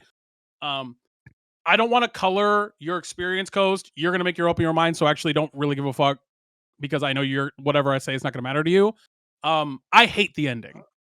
Oh. So I hate the ending. I have a really big problem with the ending, and we'll talk about it. We might have to do a spoiler cast. No, we have to do a spoiler cast for when he hates credits. I think the ending is what kind of ruins, like, the end. If the ending was any different, I think it's my game of the year for sure. But the ending specifically made it so that I can't like. Yeah. Did you guys ever try pausing the game versus Chronos? Yes, and Yeah, yes, that's also yes. super funny. Yeah. Yeah, that dialogue is good that he tells you when you pause it. I didn't hate the ending because I kind of expected that was where the story was going. And Here, Roger, speaking in vague terms, I'll DM you my specific yeah. problem with But I it. feel like I I figured think you like know what that it is. was going I to think be you the know what it case is. because of how, again, speaking very vaguely, because of how like Greek myth works and characters and their relationships. I was just like, oh well, of course this is how it's going to end up resolving. But I will say, I think Hades 2 is a better game than the original Hades in every Correct. way except story. But I think the story of 1 was a very self-contained kind of like family drama. I think it's perfect. And that was just great. I think it's perfect. I think it's really, perfect. really good. And I think this one just went in too many other directions with some of the other characters, and it didn't land as strongly with me. Really? But I still found myself loving the individual characters in this one. Like when you brought up I almost said it again, the second boss of the Underworld run. Or no, he's there. He's there for sure. But the third boss of the surface. Third boss is phenomenal. Third boss is so good. But also everyone in the camp you meet, like Hecate is great. Hecate's awesome. Like Hecate is a phenomenal character. I love the fact that like she Skelly is there and he's like talking shit the way he used to, but you can wait. Hold on. Wait. Because I just saw your DM about that's what I hate. That's what I hate. I disagree that she doesn't matter. Okay, we can talk later, but we don't have to talk about it. I'm just telling you what I hate. We'll save it for the spoiler cast, but yes. I disagree on that point. I'm being hyperbolic in that statement, but I'm just saying now what my issue is. No, I know totally what your issue is for sure. Yeah. But I really love. Hold on. What's the name of the character? She always shows up, and you have to like do a challenge against her to get the reward. Nemesis. Is that her name? Is she the big buff girl? I think that's her. Yeah. If it's the big buff girl, she's right below Odysseus. Yeah, that's Nemesis. Yeah, that's Nem. Dude, I love her and Mel's the relationship. Dynamic? I love their dynamic. Have you done any of the bath dates? I don't think I've unlocked those. No, he's not gonna get those for a while. Those you don't get those. The art for those is really good. Yeah, it's really good. The art is fantastic too. And the thing, Roger, I think you and I based off our discussion, I think you and I are in exactly the same boat, which is this game is phenomenal. It's damn near as everything we wanted, and it's still not our game of the year. It's not. No, it's not. But which is weird. That's weird. To keep bringing up that it's your game of the year. Like, you can still admire that it's a good game. No. But I'm saying is that easily one of the best games this year. Like, it's so good in every way. And I think the thing is too, which I brought this up. I'm not going to regurgitate the same talking points we did on a previous episode, but like the Silk Song Hades comparison, right? Of like these. How are people comparing though? Those are not the same game at all. No, I know, but they are both very challenging, right? They come from series where like the challenge is the fun, right? Sure. And to me, I feel like Hades did it the right way in the sense that like it is an easier game, right? It was always going to be an easier game because they give you the tools to make it an easier game. And if you want to min-max your way out of certain situations and like memorize the patterns, great. But to me, like the pattern memorization in Hades, and with Hades 2, obviously, where once you get into the rhythm, it's like free-flowing no matter what your boon is, right? And the fun then becomes challenging it again with very little pushback on your challenge, right? There's not really like you're encouraged to go back and play it again. You're encouraged to go back and try things out with different weapons. Whereas like with Silk Song, I was just fighting for my life, bro. I wasn't completely different. Like, this is an insane topic. Just break like they're completely different. Why are we comparing these? I know. Of course they are, but because roguelikes, the whole thing is you have to play over and over again. But my point is that not. I'm so confused.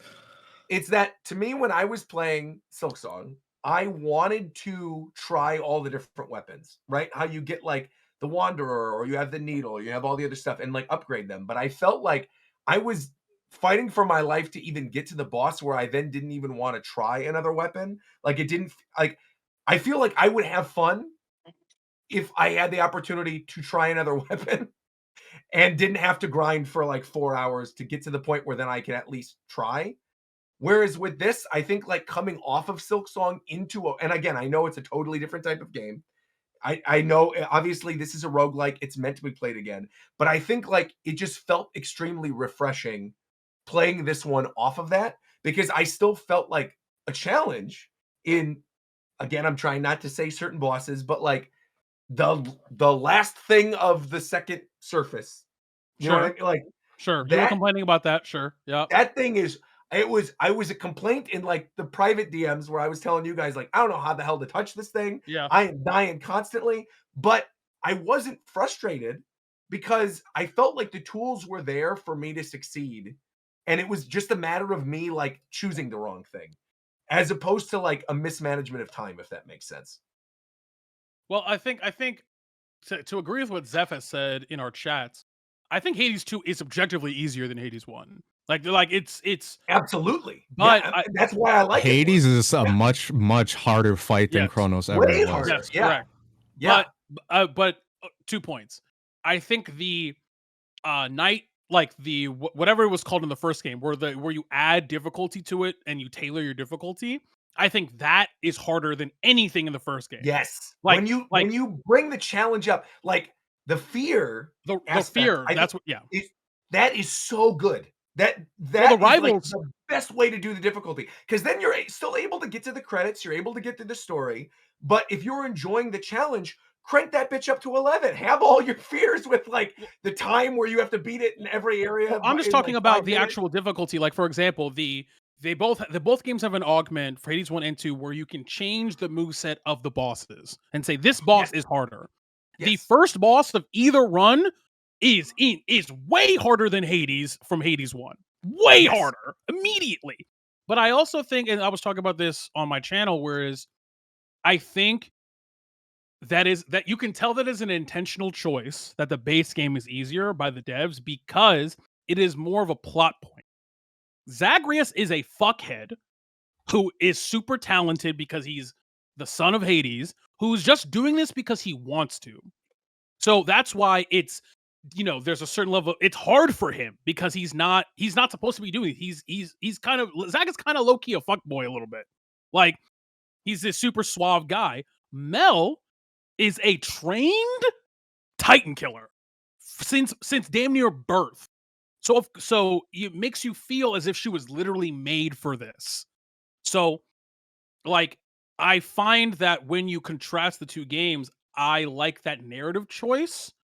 I just wish they cranked up the difficulty a little bit more, because I will tell you, the beginning, so the 10 runs you got to do in Hades 1, I was struggling up until the 10th completion run. The last 4 runs of Hades 2, I did in an hour. Like an hour and a half. I was exactly how I did it. Because you get once you learn the incantation thing. Chronos is just way less scary. It does feel way less scary. Both of them are not that scary once you're that strong. But I also feel like, don't you think, at least for me, I ended up eventually going through and doing all the runs where you could roll credits for Hades, of course, because I wanted to know the story. Yeah. But to me, the grind, getting there, was nowhere near as fun as it was in this one because of having 2 different runs. Like, I think when I was bored with one and I needed the right material to get the other one, I was like, well, I'll just go do an underground run, or I'll do an underworld one. Yes, that part was great. The ability and that is so good. Having the option of like where the thing you need to get to the final end of the story, having it split between the 2 and doing it in whatever order you wanted, made it like not a breeze challenge wise, but like it made it that much more fun because the gameplay was diversified. Yeah, and I just loved it. Whereas Zagreus, the addictive part in 1 is the difficulty. The addicting part in 2 is the variance. Yes, like variance you can, and also like there are certain gods that are more that the RNG is higher when you go up than down, and vice versa. Sure. So and that's when you need to utilize like the keepsakes to then make sure that you're getting more of those boons to then boost them up or like boost your rarity. So then you're guaranteed to get the thing you want. So then by that, the second round of like your second run, you go, well, I don't need this keepsake anymore because I already kind of like gamed the system to get the boon that I needed to then build out this other stuff to make myself broken for the final fight. Well, I mean, and we've been talking about this for a while, so we can stop. But like, the only thing is, when, not if, but when they make the third one, the variance now is, okay, we have 5 weapons. Now we have 2 characters. Right? Like that has to be that. Like it has to be the thing. Yeah, you have to have that's both. the thing. Yeah. Like it's like that's not even like that's not even the thing. And like now that's where to me it gets interesting because the variance has always been like if you take Mel's model and put Zag there and keep the weapons, he plays exactly the same. Sure. But now I think the gameplay challenge will be for the next game is how do you make Mel and Zagreus feel different with the same weapons? Because they are different. So I'm really like I said, I think the game's phenomenal. I think they really knocked it out of the park. I binged it. I'm taking a break. It'll be a game I go back to forever. Shofu, we gotta stop bonking your shit and play this game. How many runs did you end up beating it in? What do you mean? It's the same amount. It's the same number of completion runs. No matter what. No, that's not what I mean. How many nights did it take you? Because mine was 64, I believe. Let me give me like a couple seconds and I can tell you. And I felt like it didn't overstay its welcome at all. Like I feel like again, there's a lot of stuff you need to unlock to then get to the point where you're rolling credits, but it's fun the entire time. Like there was not one point where I was bored with the game. Not once. No, I don't. Like, no. Let me just open the game and I'll tell you because it says it on the. Also, because we have to say this because it's a Smash Brothers podcast. Ghost is in the morning fields. The game snitched on him, bro. We need like Zagreus or Mel in the next Smash game. We need them. Like it's Zagreus. Well, they need to be in it. Like I want this world and these characters in Smash. And I am dying to know because I know Sakurai played the first one and loved the first one. So like I want to know how they would utilize like the boons for a character or like what level they would put in or what he would just be fucking he just have who's all the the bitch who uses like Byleth? Yeah, he would just be Byleth. You think that's how they would do it instead of having it like a wheel where you would switch between the two? No, I so complicated. Yeah, I think he would just have the weapons. Each weapon that he uses is assigned to one of his specials or things like that. Or each weapon that he uses has already a pre-attached boon. Like his forward smash is a hammer that has a Festus on. Like you know what I mean? Like you don't have to like. Or I was thinking it would be something like when you die, you lose a stock, you change your weapon. Or if they wanted to go crazy with it, he would have the one weapon and then boons that only he could pick up would drop during the match. Then that would be random. That would be sick. Yeah. That would like, you're fighting. It would kind of be like cool. Monados, but they'd be RNG, which would make him which would make him dog shit. By the way, like which would make him not a good character. That shit would be. But it'd fire, be fun. though. It wouldn't matter if he was a good character. I just wanted to be fun. This shit would be fire though. Like yeah, of course. 42. Could you imagine the trailer 42 too with like Kid Icarus. Oh, 42. The trailer would be so sick. 42. You've been in 42? Yeah, 42 nights. Oh my god! Wow. But again, I have 122 hours in the game. I guess. Like I played a shit ton of the beta. Like that's crazy though. Wow. No, just kidding. You're fucking ass. Yeah, it's damn. Damn. Crash. Show for this guy. Damn, got him. What else? Well, speaking of ass, let's talk about those Sonic sales in the UK. How about it? We could talk about this. Damn. Oh no! Why are you doing this? You like the game? Like what? This is God damn it! This is me taking revenge for you cooking me with that Bonanza thing at the end of that last argument. No, but there were people who wanted to discuss this. That Mario Kart World came in number 4 for sales. Mario Kart 8 Deluxe came in number 9, and Sonic Racing Crossroads came in at 24. Well, yeah, I don't think any sane person like thought that Sonic was going to actually beat Mario. No, I think it's still selling well though, right? Because the main reason I brought this up is because this has been like a whole discussion of like, I can't believe Mario Kart 8 Deluxe is still outselling Sonic. And I'm like, what are you talking about? Because the thing is bundled with Switch. Like the thing is literally bundled with Switches. Yeah, with the and console. Has been for a long time. The same thing with World. Wait, cross. Yeah, you mean with Mario Kart World. Yeah, of course. Yeah, of course.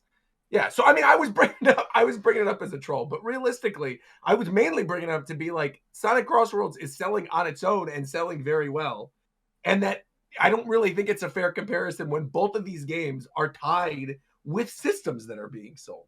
Hmm. Because they're still doing good, right? Yeah, people. I don't know. Like the game's really like. I'm surprised the amount of people I'm seeing who are playing it. And it's like, oh no, actually, this is like my favorite kart racer. I love the shit out of this, and I'm like, well, that's really cool. I mean, it's just you guys have been doing game nights. Yeah, we did one with me and Viram, then one with me and Fidel. Actually, that was Saturday morning. Actually, that was fun. But I think it's a really good game, but I'm also biased. So like, we talked about it on the show. I also think it's a really good game. I'm very much enjoying it. My main thing, I just wish they didn't wait for the Switch 2 version because I don't want to play the Switch version and I have it on PC and there's just like too much other stuff because my Switch is right there. I'm like, I'm done with the run in Hades and I want to play something else. I know there's plenty of nights that I would have been like, if it was there and I had my Switch 2 version of it, I'd be playing it right now. But because it's not, I default to like, something else. I go explore a little bit in Silksong or I go play Final Fantasy Tactics or something. But yeah, God, have they said when that's coming out? Because I do see myself playing it way more when that version comes out. I haven't been following that because I knew I wasn't buying on Switch, so I haven't been paying attention to when that's coming out. Well, you're playing on PC, right? Yes. Okay, cool. PC, but I got that Xbox version just because fucking limited run games and their stupid ass things they have to bundle all the time, and I'm not gonna see that for another year and a half. But I got it. LOL. Yeah, don't buy from limited run games. Yeah, it's crazy that a company that exists because of FOMO is allowed to. I'm still waiting for Shadow Generations, by the way. That game came out over a year ago. Still waiting. Wait, what is like the problem with limited run stuff? So they sell collector's editions. They sell pre-orders for collector's editions for games. Okay. That don't come out when the game come out. And now you're waiting like a year. Like the first time I did it was for Scott Pilgrim, the original like Scott Pilgrim when Ubisoft brought it back. So I have like the full like roadie kit and all that stuff. You open it, plays Amagashi. I'm not gonna say that right now. Anamanaguchi music. Thank you. Yes. It plays Anamanaguchi music and all that stuff. Like it's a really cool bundle. That shit took over like a year and a half from when the game came out to get to me. And back then, they didn't ship you the games in advance. So I just wouldn't have had the game unless I bought it again. That shit is like it's shit. But now they ship you the game, so like I have my copy of Sonic and Shadow Generations. That got shipped to me. I have my copy of Sonic Racing Cross Worlds. But the collection edition for Sonic and Shadow Generations, still don't have it. I have the Japanese one. I can just buy it on Amazon. That came right away. So I have that one. The limited run games one didn't come out a year later. They announced they delayed it. Haven't heard shit since. And now I have to wait for Crossworlds as well. And guess what? Scott Pilgrim EX, also limited run games. I'm getting fucked again. Great. Hey. That's tough, man. It is. You won't now, fucked. Huh? I want to give the floor to you because what do you want me to say, bro? Hearing this name, and I just kind of want you to talk about it a little bit. What the hell is Mega Bonk? Explain what this game is. Talk about it because I'm bonking my shit right now. Last week, you've been nonstop talking about this game, and I never hear you talk about stuff like this. So I want to know, what is this game like? Why do you love it so much? It's 3D Vampire Survivors. But it being 3D adds elements like movement, depth, and there's a bunch of extra shit in there. It's just a fun game, bro. Tell me on it. I want to know. It's a roguelike. I mean, it's 3D Vampire Survivors, dog. 3D Vampire Survivors. That's what it is. Yeah, it's literally that's like that's the end of the pitch, Roger. But because it's 3D again, you can move around a lot, and that's it. It's a fun game, bro. It's a roguelike. And it's fun. It's $10. Cheap. Oh yeah, did you mention that Mina got delayed? That's right. Mina the Hollow, or the new Yacht Club Games game. with the little mouse that was going to come out on Halloween has been delayed. I believe to 2026, right? They didn't say. They haven't said. They actually no. They said it's still going to be this year, but they haven't said when exactly. Oh, okay. They just wanted to polish it up and stuff. Another like indie roguelike is made by like 10 people is Shape of Dreams. If you like MOBAs or like top down like ARPG games, that one's really good. I've been enjoying that a lot. That reminds me, Kos, you said you were playing Absalom. You don't like it? Oh yes, sir. Me and Mike have been playing Absalom. That game is actually incredibly fun as a beat 'em up. Yep. But I don't think it translates well as a roguelike. Really? Talk to me. I've done 2 runs. So you know how like like I guess Hades is really the only fair comparison I can make because it's like the one that's came out this year. But you know how like you can get so much progression during a run where you can just like in Hades you're constantly unlocking shit. Sure. After each location, in Absalom. The levels are a little bit longer just because the beat 'em up gameplay is a little bit like slower compared to Hades gameplay. Yeah. And you're not really unlocking stuff through each screen. Like each screen in Hades, you're unlocking something. In Absalom, you're not. Like you're just sometimes clearing screens. I know. And when you do clear some things, the unlock that you get isn't always the greatest. So, it's a great beat 'em up. Like. The characters and their kits and the attacks that they can do, absolutely phenomenal. I love it as a beat 'em up, but as a roguelite, it could use a little bit more work, but it's still really fun. It's really fun. I really recommend it. 2 runs and I really liked it so far. Yeah. Especially the multiplayer works, which is crazy to me. The like the post run stuff that you can do, like to upgrading your character and all of that, that is done really well. But yeah, I liked that. I already started doing that a little bit. I think, I mean, Coach, you and I, we know what beat 'em up is gonna be the best beat 'em up this year. Oh yeah, I'm still waiting for that one to drop. I need that one. That shit gonna be crazy. That Marvel one? Game of the year. Yeah, the Marvel one. When does that Marvel one come out? They haven't dropped a date yet, but it should be this year still. I get the feeling they're gonna shadow drop it. I do too. Probably, dude. They're gonna shadow drop it when we're in Japan. Yeah, if they do, Kos, I want you and I to just look at each other and we can just. We're gonna be Tokyo Skytree. We're gonna be Tokyo Skytree is gonna drop. We're gonna be like, all right, guys, we'll be right back. We gotta go back. We gotta go find internet right now. Yeah. But it's gonna be but I'm excited for that. But yeah, I mean, the voice acting is really good too. I really like the voice acting in that. Yeah. It's really good. I don't know, man. Like if that's the thing too about roguelikes, is that like it's the saturation hasn't hit yet, so a lot of the ones that are coming out are still really high quality. So it's like I don't even care. I'll play them all. Fuck it. They fire. Fuck, yo. Roguelikes are bro. You can play them forever. They're cheap as hell. What the fuck is there not to like, bro? That's true. I can buy Megabunk Silk Song and what's that other game that costs $30? Hades for $60, bro. What are we talking about? Okay, but hear me out though. Or you could pay $70 and play Ghost of Yotai. Fuck that. Or he could spend no money and keep playing Megabonk. I've been playing it. It is phenomenal. You're liking it? I mean, I loved Ghost of Tsushima. I think it's really good. I'm not as into Yotai yet. Like, I haven't put the time in just because I've been super busy with like life. But I think it's really good. And from what I've played, it's just, if you like Ghost of Tsushima, and there's a lot of people that do, because that game did really fucking well, it's better. Even already, I can tell. Like, it's just better. Gameplay is better. It's gorgeous. Erika Ishii did a great job. Like, from everything I can see. That's my goat. The goat, the actual goat. Also my goat. Like, so, as the Erika was in Cyberpunk too, right? I don't think so. I don't remember. I know Robbie Damon's in Cyberpunk. Yeah, Robbie Damon's in Cyberpunk, but also what's his name? British guy who is in that one movie with The Rock. Idris Elba? Yeah, him. Yeah, he was in the DLC. He did really well in that DLC. I love him in that DLC. That DLC is good. Very good DLC. What's funny is that like we're in 2025 and now finally I can be like, hey, if you haven't played Cyberpunk, you probably should. It's good. But the thing is, now is the best time to play it. Yeah, it is. Yeah, Switch 2 version's good. Is it?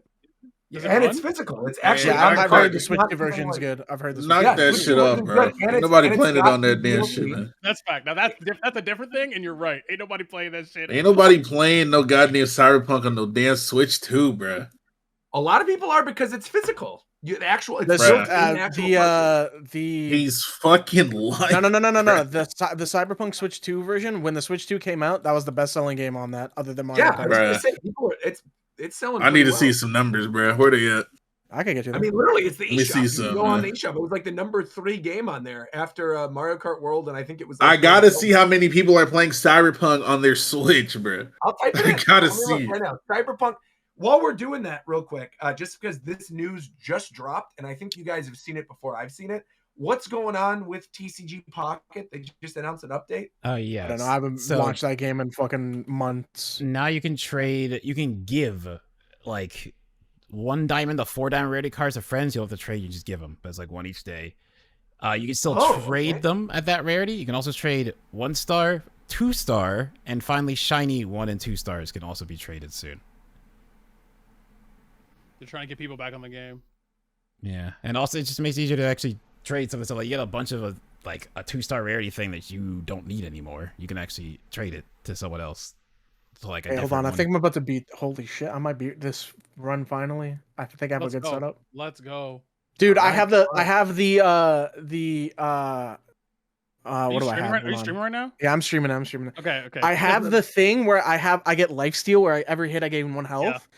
And then I have the thing where if I'm above 80% health, I deal double damage. Now I will say, Roger, you have to understand one thing about my specific experience, which is, I don't know how much of I'm assuming you played none of the alpha of Hades 2. No, I wanted to go into this blind. Yeah, I wanted to see the final version. So I did. The gameplay is pretty much almost identical, except what they stopped at. They allowed you to play up until the end of, I believe, the Underworld run, and allowed you to fight the boss. Like they allowed you to complete both runs. However, they would just teleport you and say you got. Basically, they would do like a Hermes would do like a little thing and fade to black. There's no mirror, basically. Hold on, relax. No, but I'm not relax. saying what anything is. Relax. I'm just relax.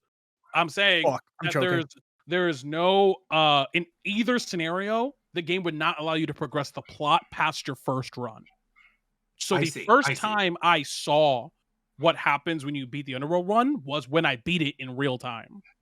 And it was crazy. like that was fire. Because I did not expect that at all. What did you expect? I'm curious. Well, I guess. Well, that's spoilers. Maybe. Yes. You're very averse to understanding those, Roger. But yes, those are indeed spoilers. I'm trying my best. Well, Roger, this matters because these are spoilers about games that we care about. That shit is still such a bullshit take, but all right. It's not. Yeah. No. Yes. That's not. That's not though. That's true. And to be fair, I care about Sonic too. I just thought the thing with Sonic or like with spoiling like a Mario game or something. If somebody says, "Oh, the final boss of a Zelda game is Ganon," beforehand, I'm like, well, of course it is. Like, you know what I mean? Or like the final boss of a Mario game is Bowser. It's like, yeah, well, of course it is. You know what I mean? Like, that doesn't seem like a spoiler. Yes. That's not what you said. No, okay. But what I said was, I don't know why we keep going back to this. What I said was, no, Coach, no, he didn't see the big circle on the right. No, I know. I'm like, I was like, I don't know if I go in the circle or go outside of it. You go in the circle. Yeah, that was the first time I saw that. So yeah, Coast got mixed from the face too. Yeah, I played 14 before. Why didn't I do it? Why didn't he do it? You know, we have played before. What? All of my game shows on the show. I think we do a quick one really quick because Shofu requested it today. Got a game show. Let's do it. Go ahead. Shofu, does that mean you're while you set that up real quick? Sure, man. I mean, nobody else wants to. Is this a 2v2? Is this a no? This is just a 1-person game. Oh yeah, Shofu, all yours, man. Take it.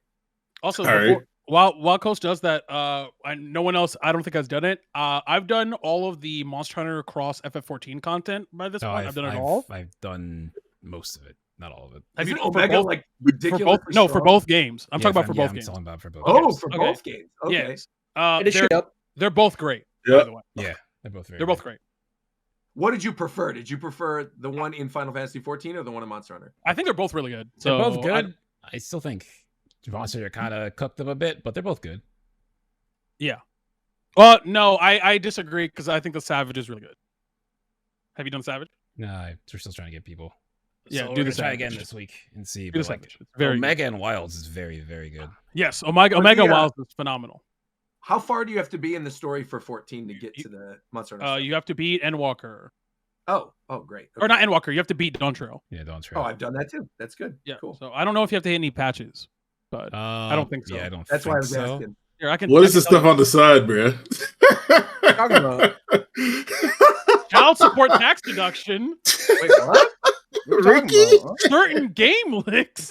Shofu. Wait, no, that's about Things I Hate About Bleach by Roger. Court Dates by what? Fidel. No, wait.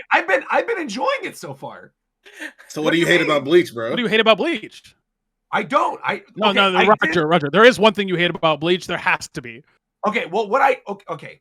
I didn't. Hey, bro, No. Are we No, doing this fucking right got now? your Are we ass. doing this right now? No, I'll you do know it. why? You know why? Because when I tuned into Roger's stream one time and he was watching Bleach, the moment I opened it up, when he was reading through the Soul Society stuff, the moment I opened it up, he had the most confused look on his face, and he was like, "What the fuck?"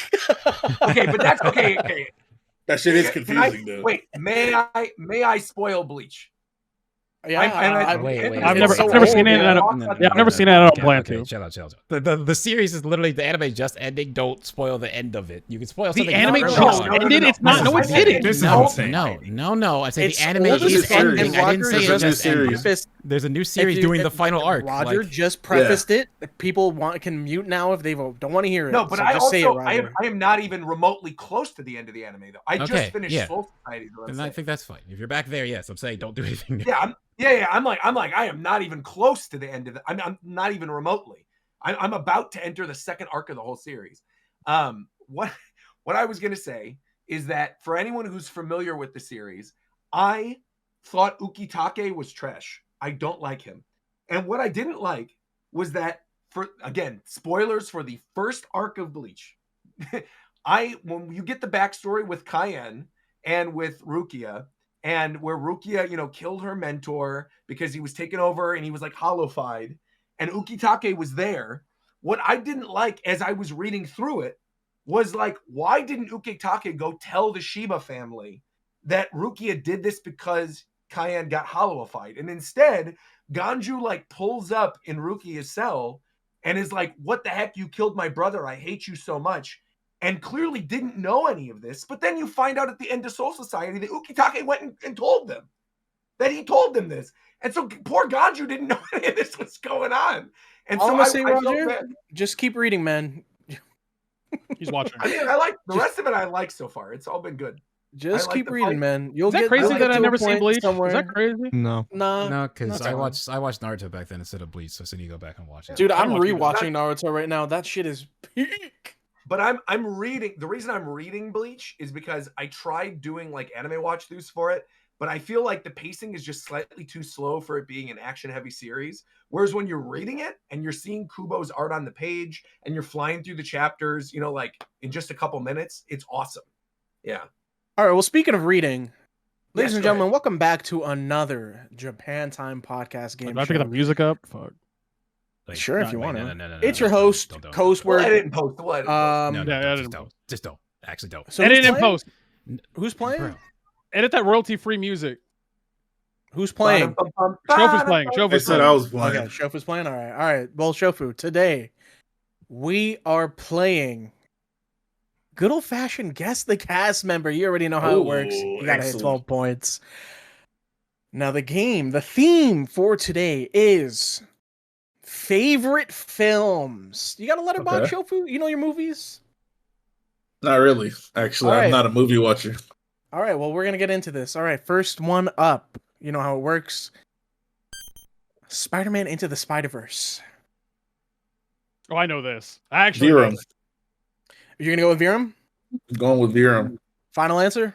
Yeah. All right, let's see the next two.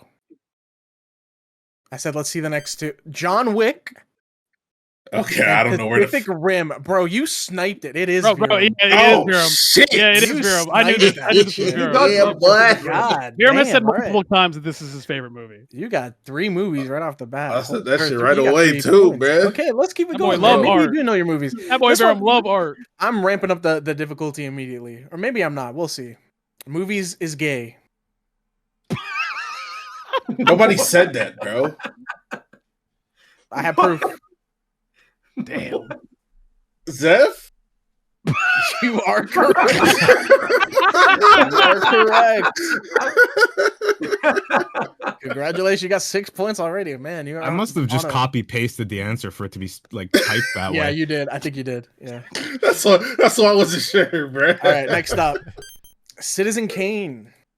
Oh, Who the fuck is Citizen? What the fuck is this? This is an I have no- all-time This is like an all-time film movie. classic, bro. This got to be some Roger shit, bro. no, Let me see the actually, next one. I think I know who it is. Let me see the next one, man. Tokyo Story. What the fuck is that, bro? This is a 1954 Japanese film. Are there random people in here? I mean, You there didn't- always is. There are always random people. You didn't specify this time, so I wasn't sure. So there Okay. are random inclusions. There in are here. random inclusions. Yes, there is a Okay, theme. okay. I will tell you the theme when the first person shows up. Supposed to be like the Prime Minister of Japan. Bro, let me see the next one. La Strada. Okay, so this is obviously an old ass man. So let's see. Roger's right there, man. Token Black. Brother, Roger, what? Are Roger you is serious? old. Roger You is said old as Roger's shit. right there. Roger when it is said old as man? fuck. Have you seen how old Roger is? Roger old as Bro, fuck. you Come can on, show these man. 3 films to someone and We're the people same would think age. it's Joe and I Roger. are literally the same age, man. No, we're not, bro. You Yes, old we as are. you old as You're literally my age. Cap. Ricky's I look- my Alright. age, and you're my age. What's I'm the not next your movie? age, buddy. You're younger. Bro, I look at Ricky's my Roger's age. birth certificate and I'm just like, God damn it, that shit old as Damn! fuck. That shit was made with the first batch of ink they created back then. Man. That boy birth certificate with man. a fucking ink quill, bro. What are you talking Leave me about? alone. Let me live. right. You've been living for a while. Come on, man. Let's go with Larry David.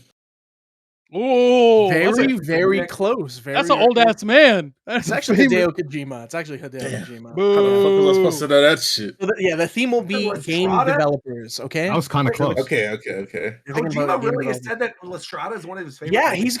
he's got old head movies. He likes La Strada. He likes Tokyo Story. Of course he does, Tokyo weirdo. Story's It was like a lot of 60s and 50s films. Definitely hasn't seen any of them. I believe that. Spider-Man Into the Spider-Verse. Oh fuck. Let me see the next one.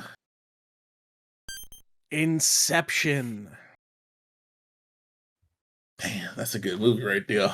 That's a Great. good ass movie. Let me see the last one. Digimon Adventure. Oh, I now we got something. I know who this is. Bro, they played Smash Mouth in this bitch. Is They this did. goddamn? Is Mike an inclusion? I don't know Like, if his this. inclusion. Shit, I'm gonna go with McDarrett. No, I'm gonna go with.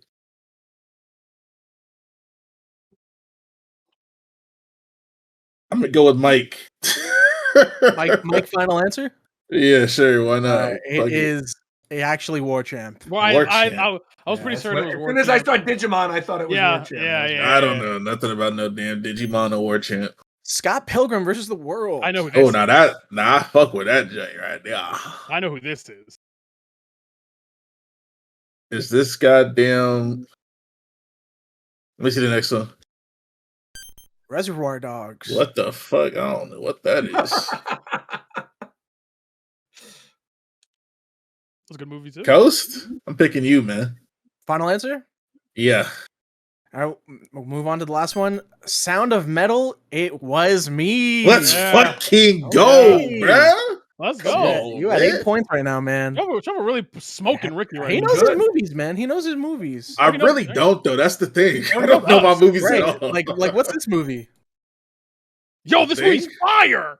What the fuck is this? That movie's fire. I've It's a never movie. seen that one. I It's don't Kurt know. Russell, that, right?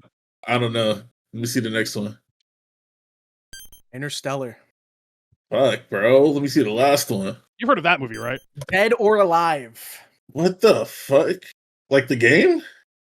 Yeah, No, I don't think. Movie, I don't think this is based on the game. Is it? Oh yeah, actually, yeah, no, it's not. I think this is older than the game.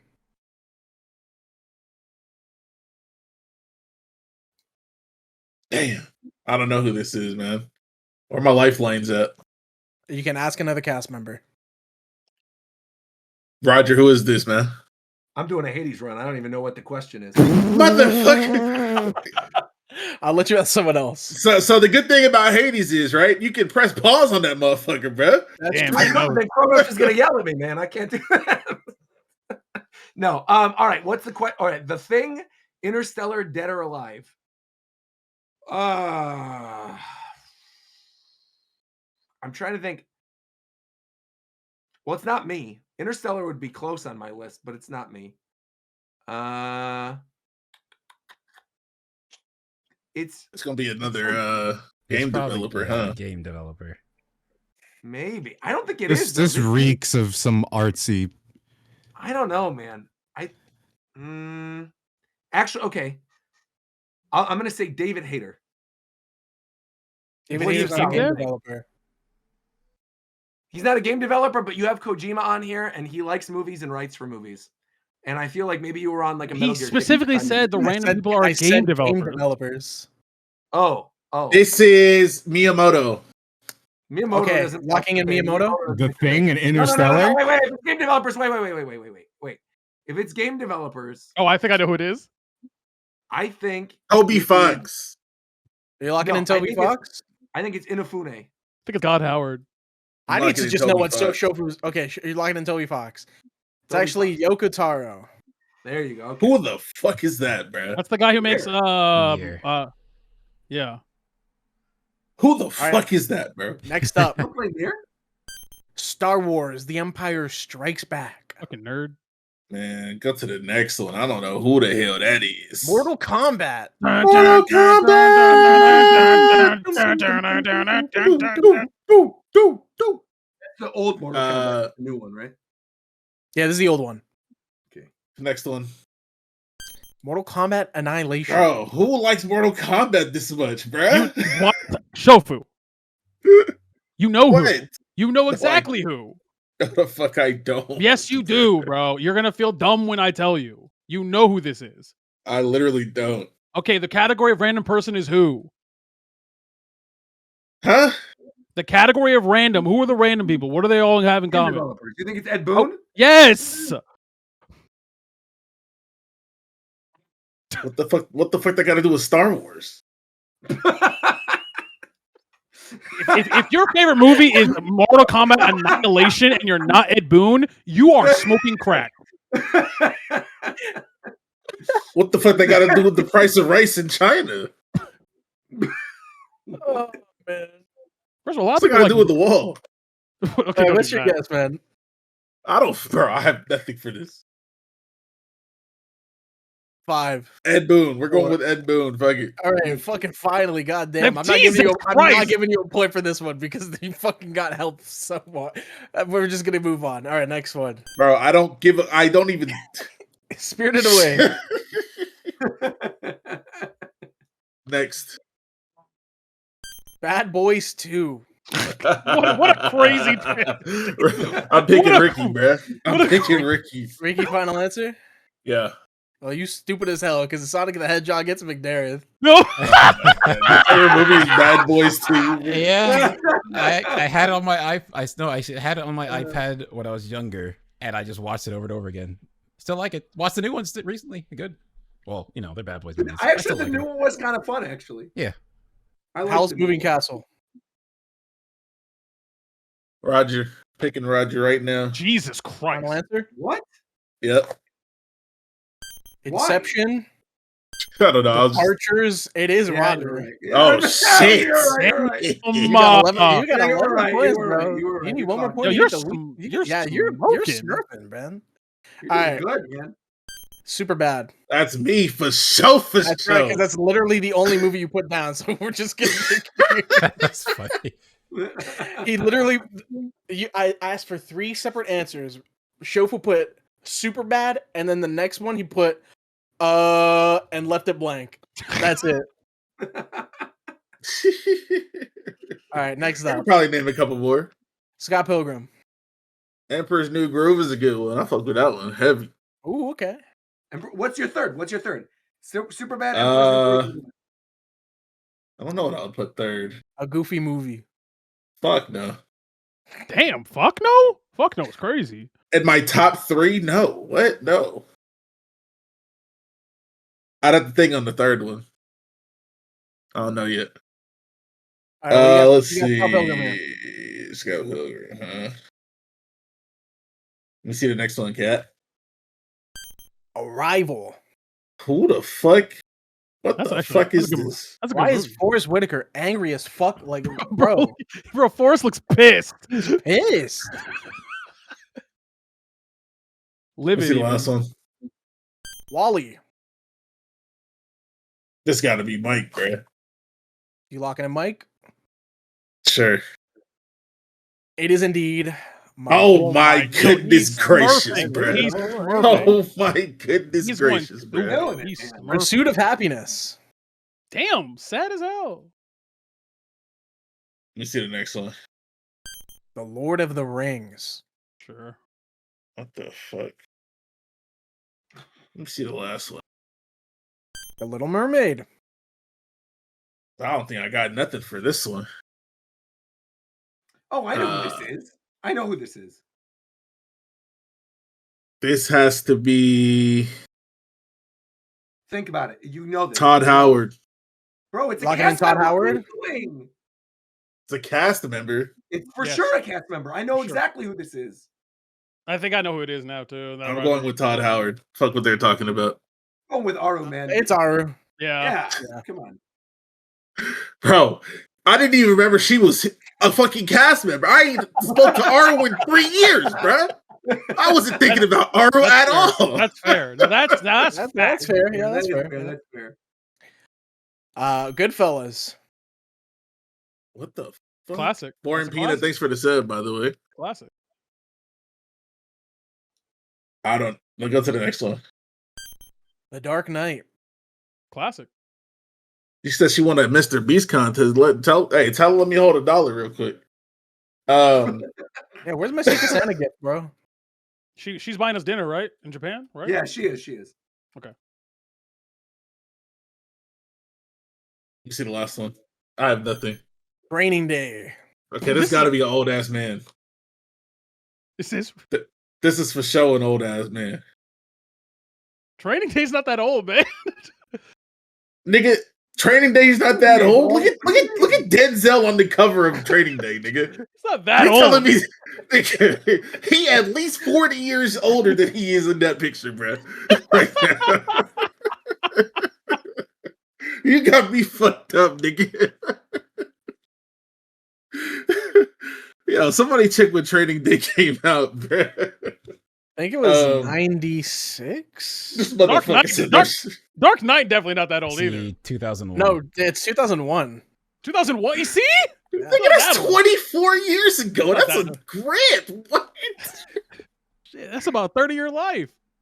Nigga, that's a grip of time. What are you talking about? I never heard the expression "a grip of time." What does that Nah, mean? you understand? Means a lot of time. What the fuck else would it mean? What are you I talking just haven't about? heard it before. You don't got I've context never heard clues, that. man? I learned new slang. A grip of time. A large amount of time. A grip. A Where grip. does that come from, though? Like, what is the explanation? You've never behind heard of a grip? No. A grip of time? Like, what is it? Who you picking here, brother? I don't wanna know the fucking know. I'm gonna context pick let's see, who's an old ass man I could attribute this to? Ricky Cocaine, perhaps? That's your final answer? Yeah. Old ass man. You were right with it being an old ass man. It was Ricky Cocaine. Oh, fuck. Yo, you're smurfing, bro. Bro, I'm actually going stupid right now. All right, last one. Real Last quick, one wait. Can I educate the people real quick? Because No, I don't give a fuck. Wait, The wait, Lion it's about King. grip. It's I about don't give a grip. fuck. It's about grip. What? What the fuck? Just keep going. Just keep going. Just keep going. Just keep going. Just keep going. Just keep going. Just keep going. Just keep going. That refers Jofu, to the Lion King. Who do you think? A long period of time, a weapon, or the ability to hold multiple items in one hand. So you can use it in the sense of like, yeah, a grip of time or a grip of money, or you could say it's been a grip since I saw you. But then it also can mean like that you're dual wielding, that like you have two weapons. Yo, Tito, remember when Roger said he's not that old? Yeah, I remember that.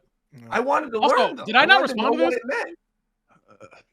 I don't think I responded to this. Know like linguistics? Shofu, Lion King. What do you think? I definitely didn't respond to this. Tito. That's what I think. Final answer? What? Tito's favorite. Your favorite movie's The Lion King, nigga. Let me see the next one just because, though. Spider-Man Across the Spider-Verse. Oh, shit, it is Tito. What? He loves The Lion King. Bro, you love The Lion King? Yeah, bro. I joined Discord the other day. He was saying, I'm always told that nigga show for Hakuna Matata whenever we playing Smite. I'm always doing that. Let me see the next one, bro. I'm glad I am. It's gonna be Lion King 2. Dragon Ball Super Broly. Oh shit, I'm a weeb. I love Dragon Ball. I don't know who this is. Think really hard on this one. I said, oh, Fidel? That's your final answer? Gotta be. It is Fidel. You got it. Nice. Yeah, I definitely didn't answer this. You did well. I only got it because you said think really hard on this one. Yeah.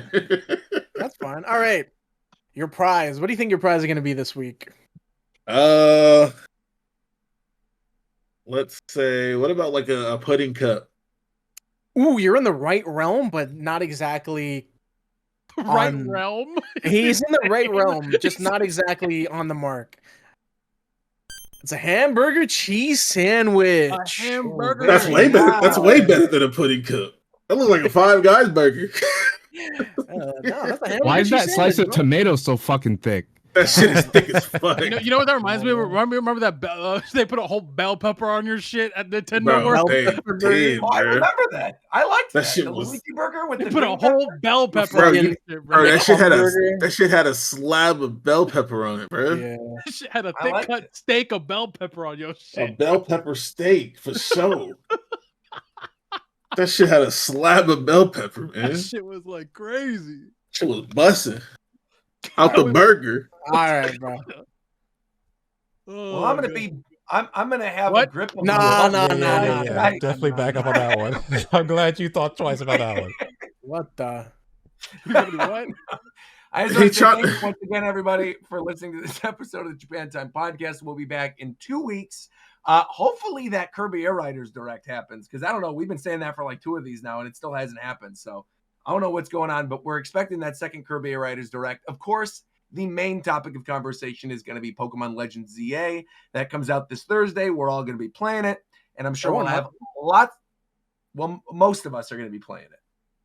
You're not going to be playing Pokemon? Nope. I don't know you as a human being, though. I really thought you'd be playing Pokemon. Yeah, sorry, I'm not getting the games for free, and you're not paying $120 for them. My bad. I'd still be buying Pokemon. What do you mean? Okay, cool, man. Same, whatever. Because I am also buying Pokemon. Right. So we'll be playing Pokemon and talking about it on the next episode of the show, which again is going to be in 2 weeks. And it's important to note the next episode of the show is going to be our last episode of the show before our visit to Japan. No, forever. Forever. Or forever. It could be forever too. So make sure to tune no, in. it's not a could. It will. I'm just gonna. All right. Good night. He just gave up. He gave up, bro. This show fucking sucks. He just fucking gave up. He actually gave up halfway, bro. That was fucking sick.